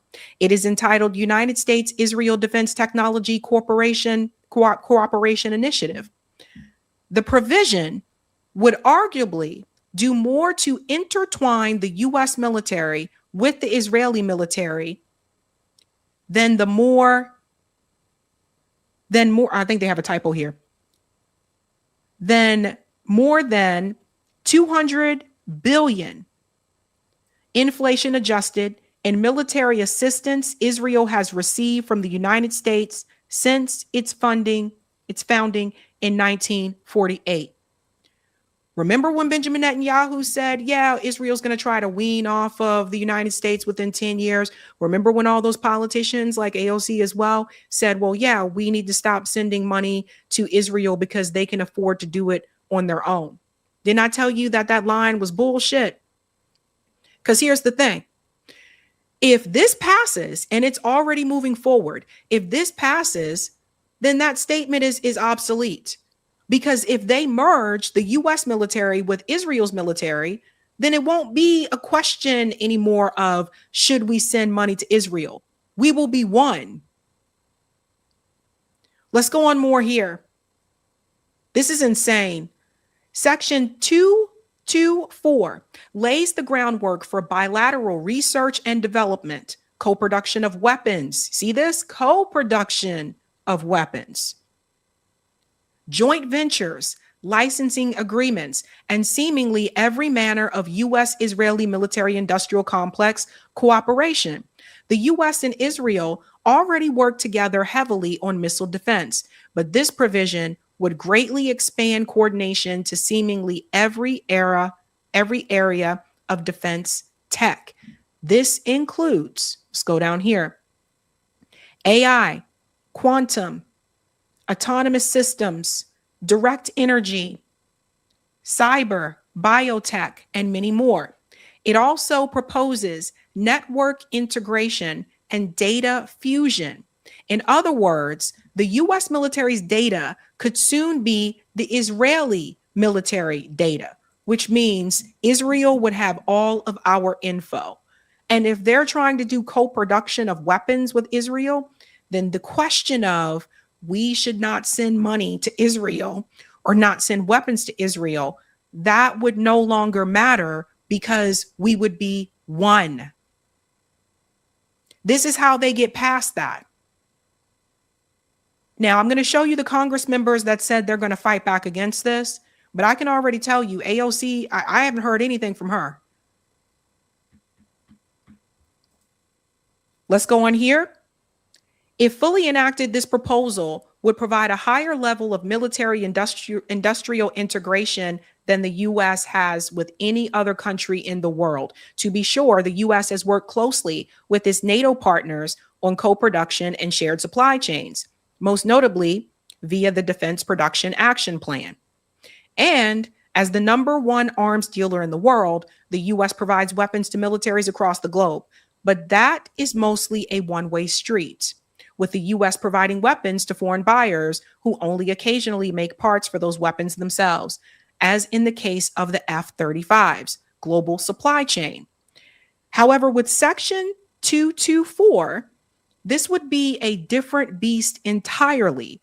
It would fuse the U.S. and Israeli defense sectors into multiple areas vital to the battlefields of the future, like autonomous systems and cyber. It would also bring extraordinary Israeli influence into the U.S. beyond what it already has through the Israel lobby and its robust network of social media influencers. So they would be deeply, much more embedded into the United States society, culture, way of life. This goes beyond the government. At that point, we would all basically just be subservient to Israel. This part here says that it would give the Israeli government the opportunity to greatly expand one of the most powerful levers of influence in U.S. politics, jobs in the United States.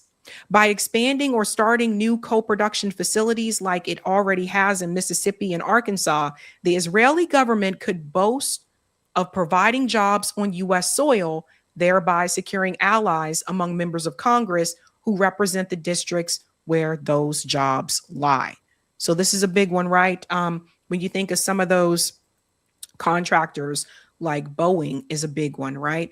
So where Boeing is in South Carolina, for many people that live in that area, that's like the biggest employer in town.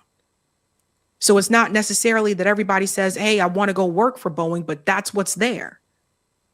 And so if they continue to do that, as they have in Mississippi and in Arkansas, essentially politicians that are coming from that area are going to take money from Israel, whether they want to or not, because the people need to keep their jobs. Now, do you see how this transfers into the working class? It's no longer just a foreign policy issue anymore, because now you have Israel basically, I guess, holding U.S. jobs in their hand. And people aren't going to want to lose their jobs because they won't be able to pay their bills.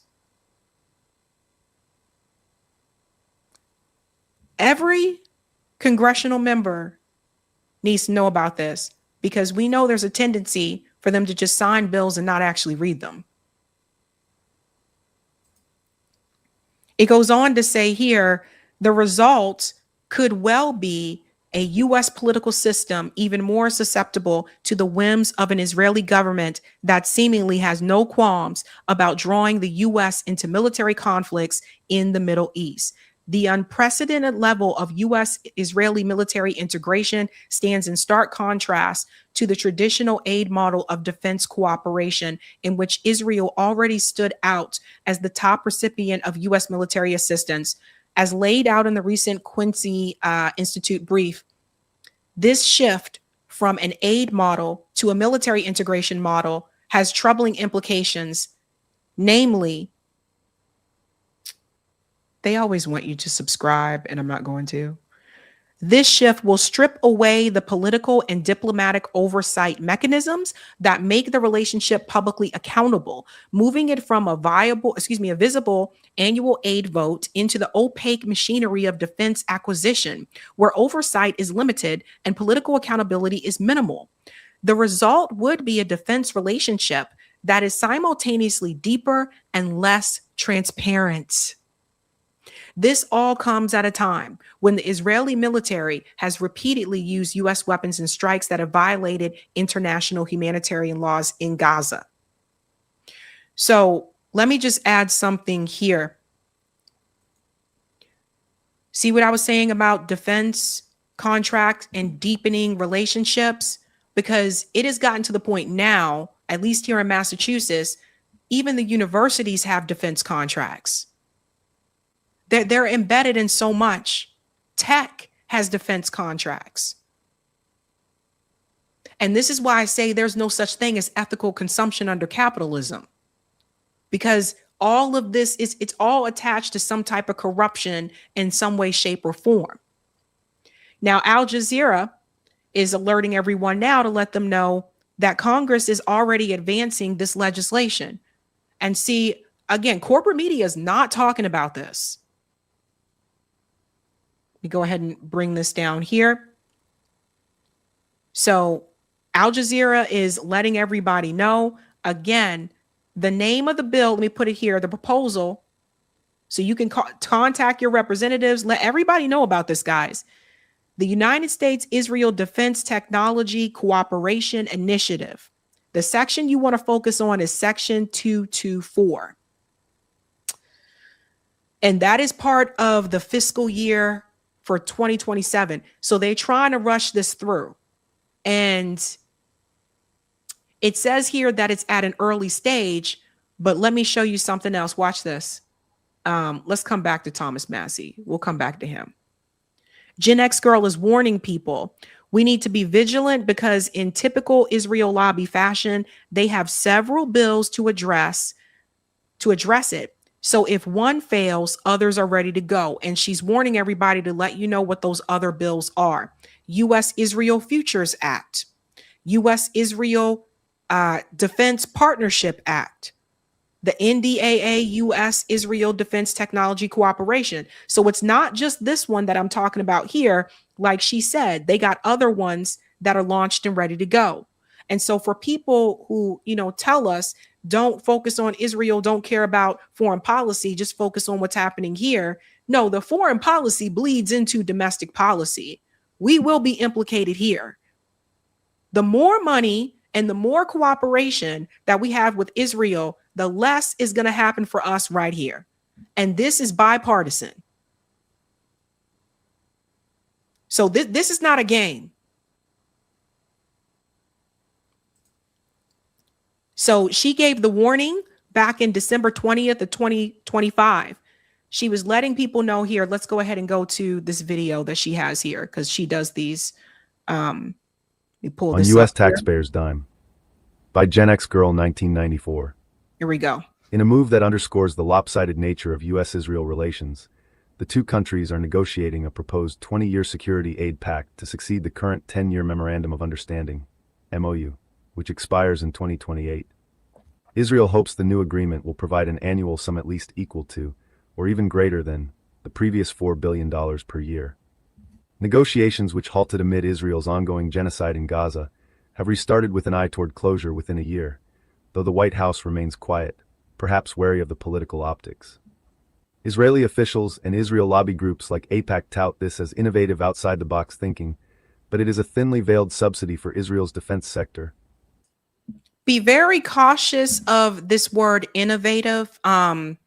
These are words that you guys can write these down if you want to take notes. Certain words that ring alarm to me: innovative, revitalize or revitalization, green space. These types of words, it's like they use these words because it sounds positive. Like, oh, it's innovative. Oh, we're revitalizing downtown. It sounds positive. And oftentimes people won't look past the headline. But a lot of times, if you look within the details, you'll see the devil is in the details, and it's not what you think it is. So they use these words like it's innovative, but it's not. It's really about, again, Israel merging more and more with the United States until we all officially become one, meaning that Israel intelligence, U.S. intelligence is one. Our weapons are their weapons. Our surveillance is their surveillance, and we are one. And the other thing is, a lot of this is happening on the basis of religion too, right? Like some people are pushing this because of religious reasons. I want to remind everybody, the United States has separation of church and state, regardless of what religion you practice. And you cannot scream that to the rooftops enough. Donald Trump is psycho enough to really push something like this to happen.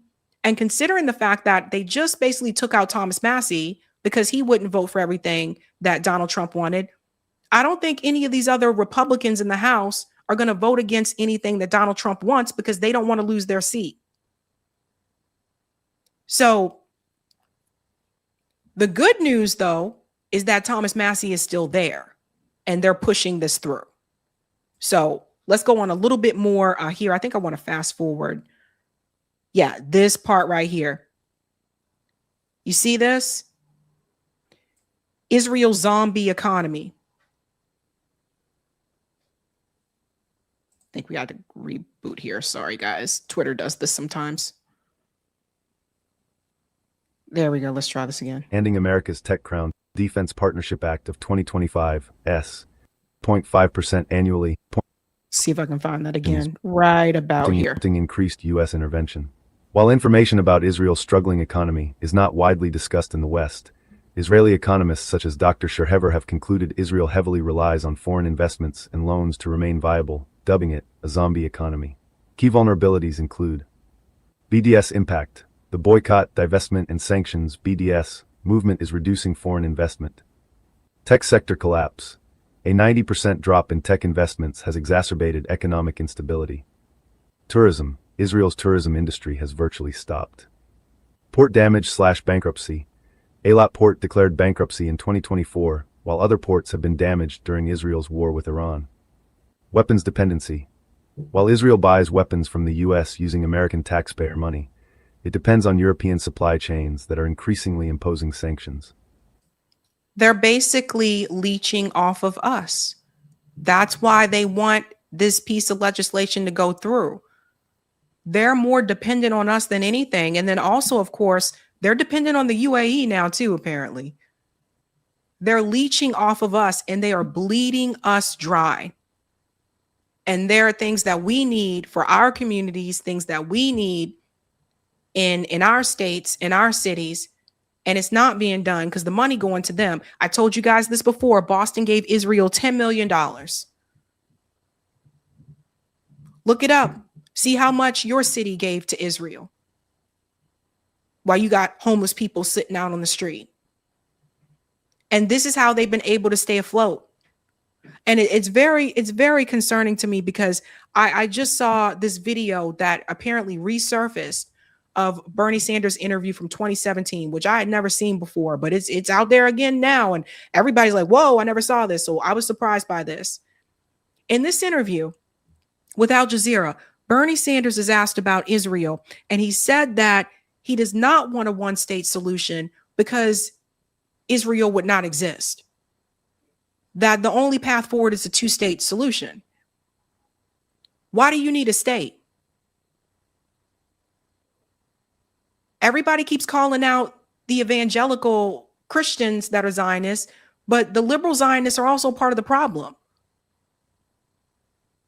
So you see, the supremacy is deeply embedded where people really do believe, you have people who believe that they deserve a state just for them,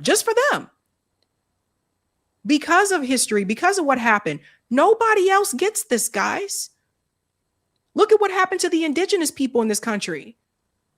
The U.S. government said best they could do is here's some reservations and a casino, go gamble and have fun. Look at what happened to Black Americans. Look at what happened to my people in this country. We don't have a state. And then some people say, oh, well, that was supposed to be Liberia. Yeah, nope. That was a no-no. That was a no-no to go. And if that did happen, I would have been against it too. Why do you get a state just for you? Why? So there's some brainwashing that has been deeply entrenched and embedded in people's minds. And I'm sorry, I do not agree with that. You live among everybody else like the rest of us motherfuckers, okay? Because after what happened to my people, we don't get that kind of protection. And we're talking about 300 years of slavery. We're talking about then Jim Crow laws, the war on drugs, everything that happened. We don't get that kind of protection. I don't have a fucking Iron Dome. There's not an Iron Dome outside of Baltimore. So no, this idea that this is just for you and only you, that is supremacy. And then to make it worse, in order to fund it, you need the money from us. So you take it from us to do for you, but then you don't want us there. Help me understand this.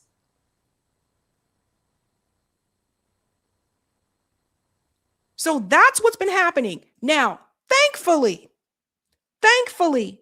and for people saying, well, I don't trust Thomas Massie and da-da-da, that's fine, but I trust him to do the right thing with this, though. If the provision in the NDAA to integrate, synchronize the U.S. and Israeli militaries makes it out of committee, I'll offer an amendment to strip it from the bill on the floor. We are a sovereign country. So you ain't got to trust Thomas Massie, that's fine, but we know he's going to do this. See, that's why they wanted him out. That's why they put up so much money to get him out. And he's not alone. Ro Khanna also responding to Thomas Massie said, and I will be offering an amendment in the committee itself to strip Section 224 out. Trump can't kill the Massie-Khanna partnership no matter how much he posts on Truth Social. So they're still working together. Remember, Thomas Massie is still there until January. So this is what we need to happen. And I've not seen many politicians say anything about this. They're very quiet. Another one here, responding to Ro. Thank you, Ro, for using your position on that committee to offer the amendment. Looking forward to posting that roll call vote from the Armed Services Committee. Maybe they'll go ahead and strip the provision instead of taking the vote now that people are on to them. So they're showing you there are things that can be done. You see how they know what to do? Ro Khanna's like, yeah, I can offer an amendment. See how he know what to do? I'm going to strip this from the bill. You see that? That's why they want them gone. Please share this information. I'll make sure that this video, it'll post, the video for this will post Monday. Make sure you share that with your friends and your family because they're trying to sneak these bills through and we have to pay attention. When I tell you there's something strange in the neighborhood, this is what I'm talking about. A lot of times when something happens and our attention is, diverted elsewhere, they try to slide these little sneaky bills through because they know that we're not paying attention. And I'm sorry, but have you guys heard Donald Trump say anything about U.S. economics since he started these wars? He mentioned it briefly when he first started his second term, but have you noticed that everything now is, well, we got to deal with Iran. Well, we got to deal with Venezuela. Well, we got to deal with Cuba. Have you noticed that now the excuse is you cannot focus on U.S. economic situation because you got to handle these wars? He never intended to fix this. He never intended this is something that he ran on, and he told you that Biden messed up the economy and he was going to fix it. He never had any intention to do it. His intention was to come in and start these damn wars and do everything to help Israel's economy. Everybody remember that come November for the midterms. And everybody remember this come 2028.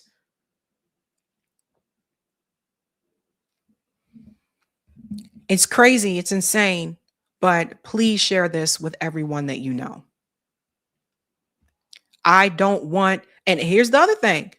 If you support the troops, do you want U.S. troops going fighting alongside? Because that could happen too. If they merge as one, that could happen as well. Next thing you know, you got U.S. troops over there fighting with the IDF. Parents, please tell your kids. I know you can't control everything. They turn 18, they're grown, they can do their own thing. But for the love of God, please tell your children, do not join the military. I don't know about you, but I wouldn't want my children to go die for Israel.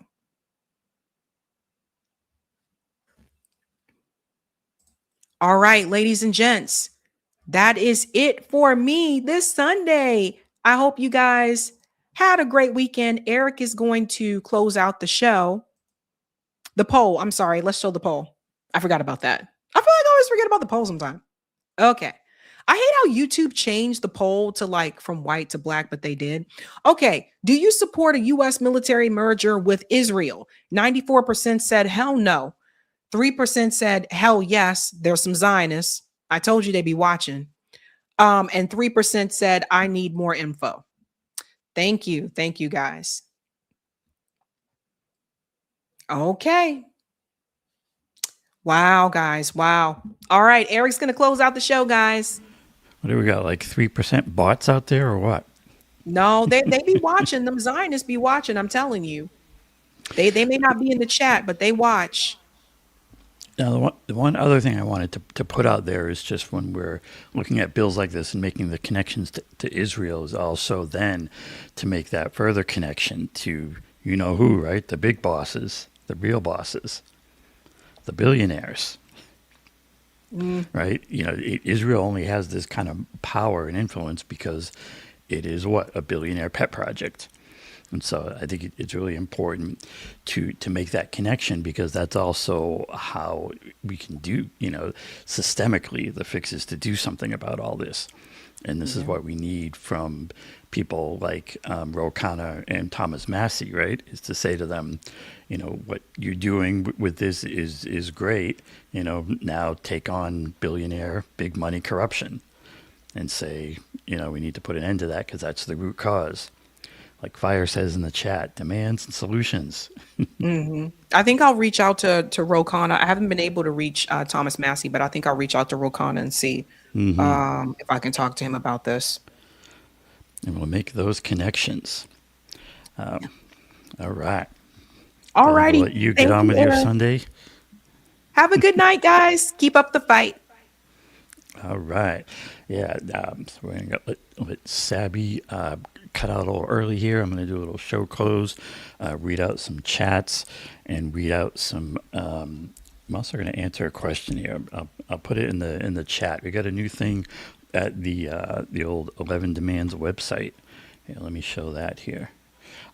Where if you have a question for 11 Demands and these concepts and these things that we talk about here on the old show, you can go to the 11 Demands website, and there's get in the right spot here.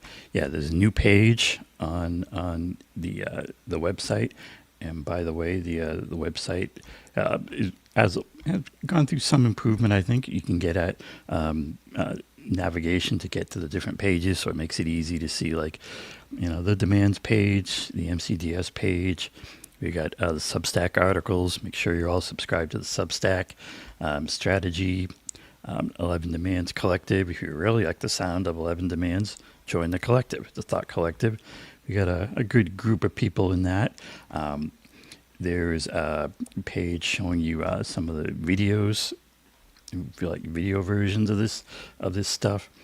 And there's a new page called Ask 11 Demands, where if at any point, like during the week or in general, if you have a certain question, you can submit it into here, and we'll receive it. And if it's one that is something that we'd like to talk about here at the end of the show, and we'll see, then we'll work on answering it. And in fact, there is one that came through that I'm going to bring up. Let's see here. That came through. That this launched yesterday, and there was. If you were on the Substack, you would have gotten an email for it yesterday saying it's out there. Here it is. So the question that came through here is, we can even enlarge this even a little more. Here we go. From Juniper, who asked, good question here. Excuse me, who asked, how can 11 Demands collaborate with other activist organizations with similar demands, such as the Green Party and Workers Strike Back? And I think from an 11 Demands point of view, what we would say to that, I mean, it's not an easy question, right? How do we get it to where it's these demands are seen, are become part of the things.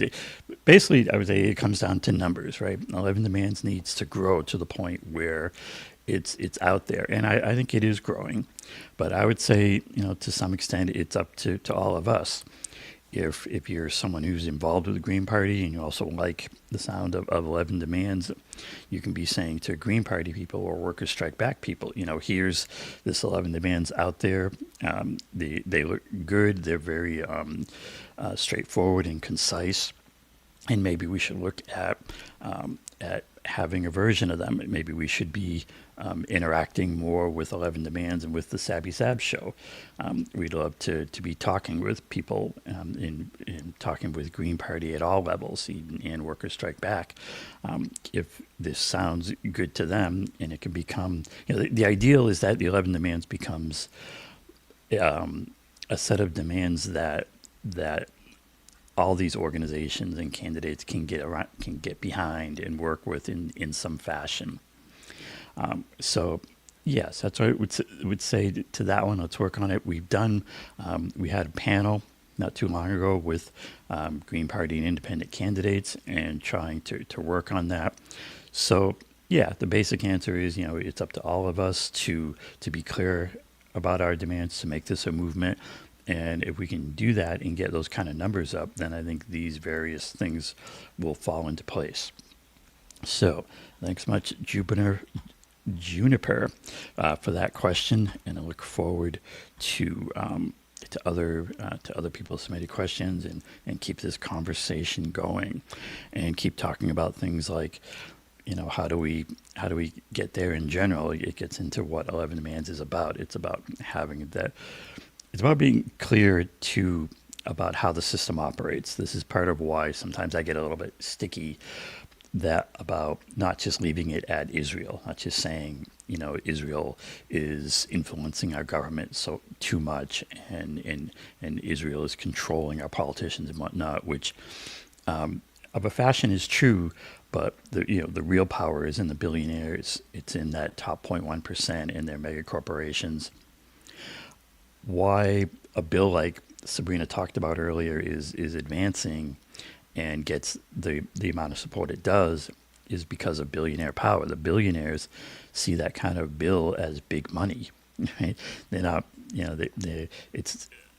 I don't even think it's, well, for some of the billionaires it is. I was going to say whether it's ideological or religious. Yes, some of them do believe in that whole Israel thing, end of days and whatnot. But for most of them and for the system in general, it's about money. It's always money. It's always MCDS, money, corruption. We need to have the DS part of our demands and solutions.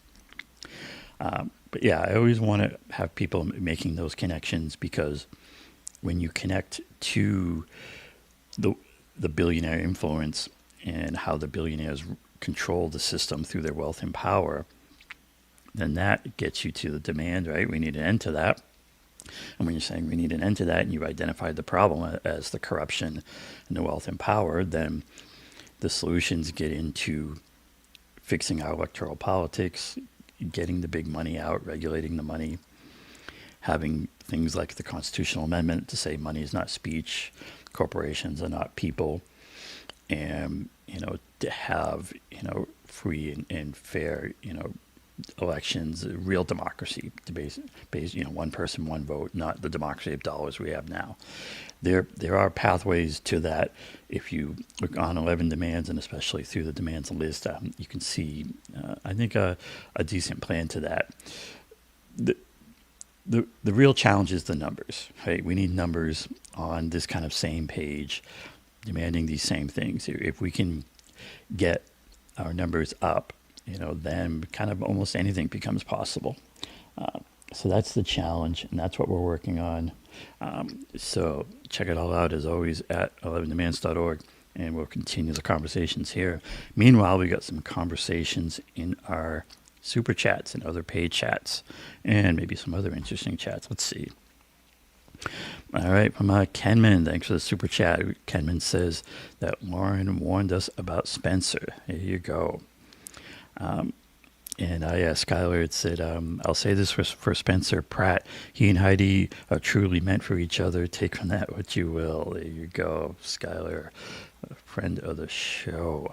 And thanks for this one, Starman, who says, thanks, Sabby. You cheer me up while getting the message across. And thank you. We try that. We try. And thanks, Kenman, who says Spencer is a douchebag.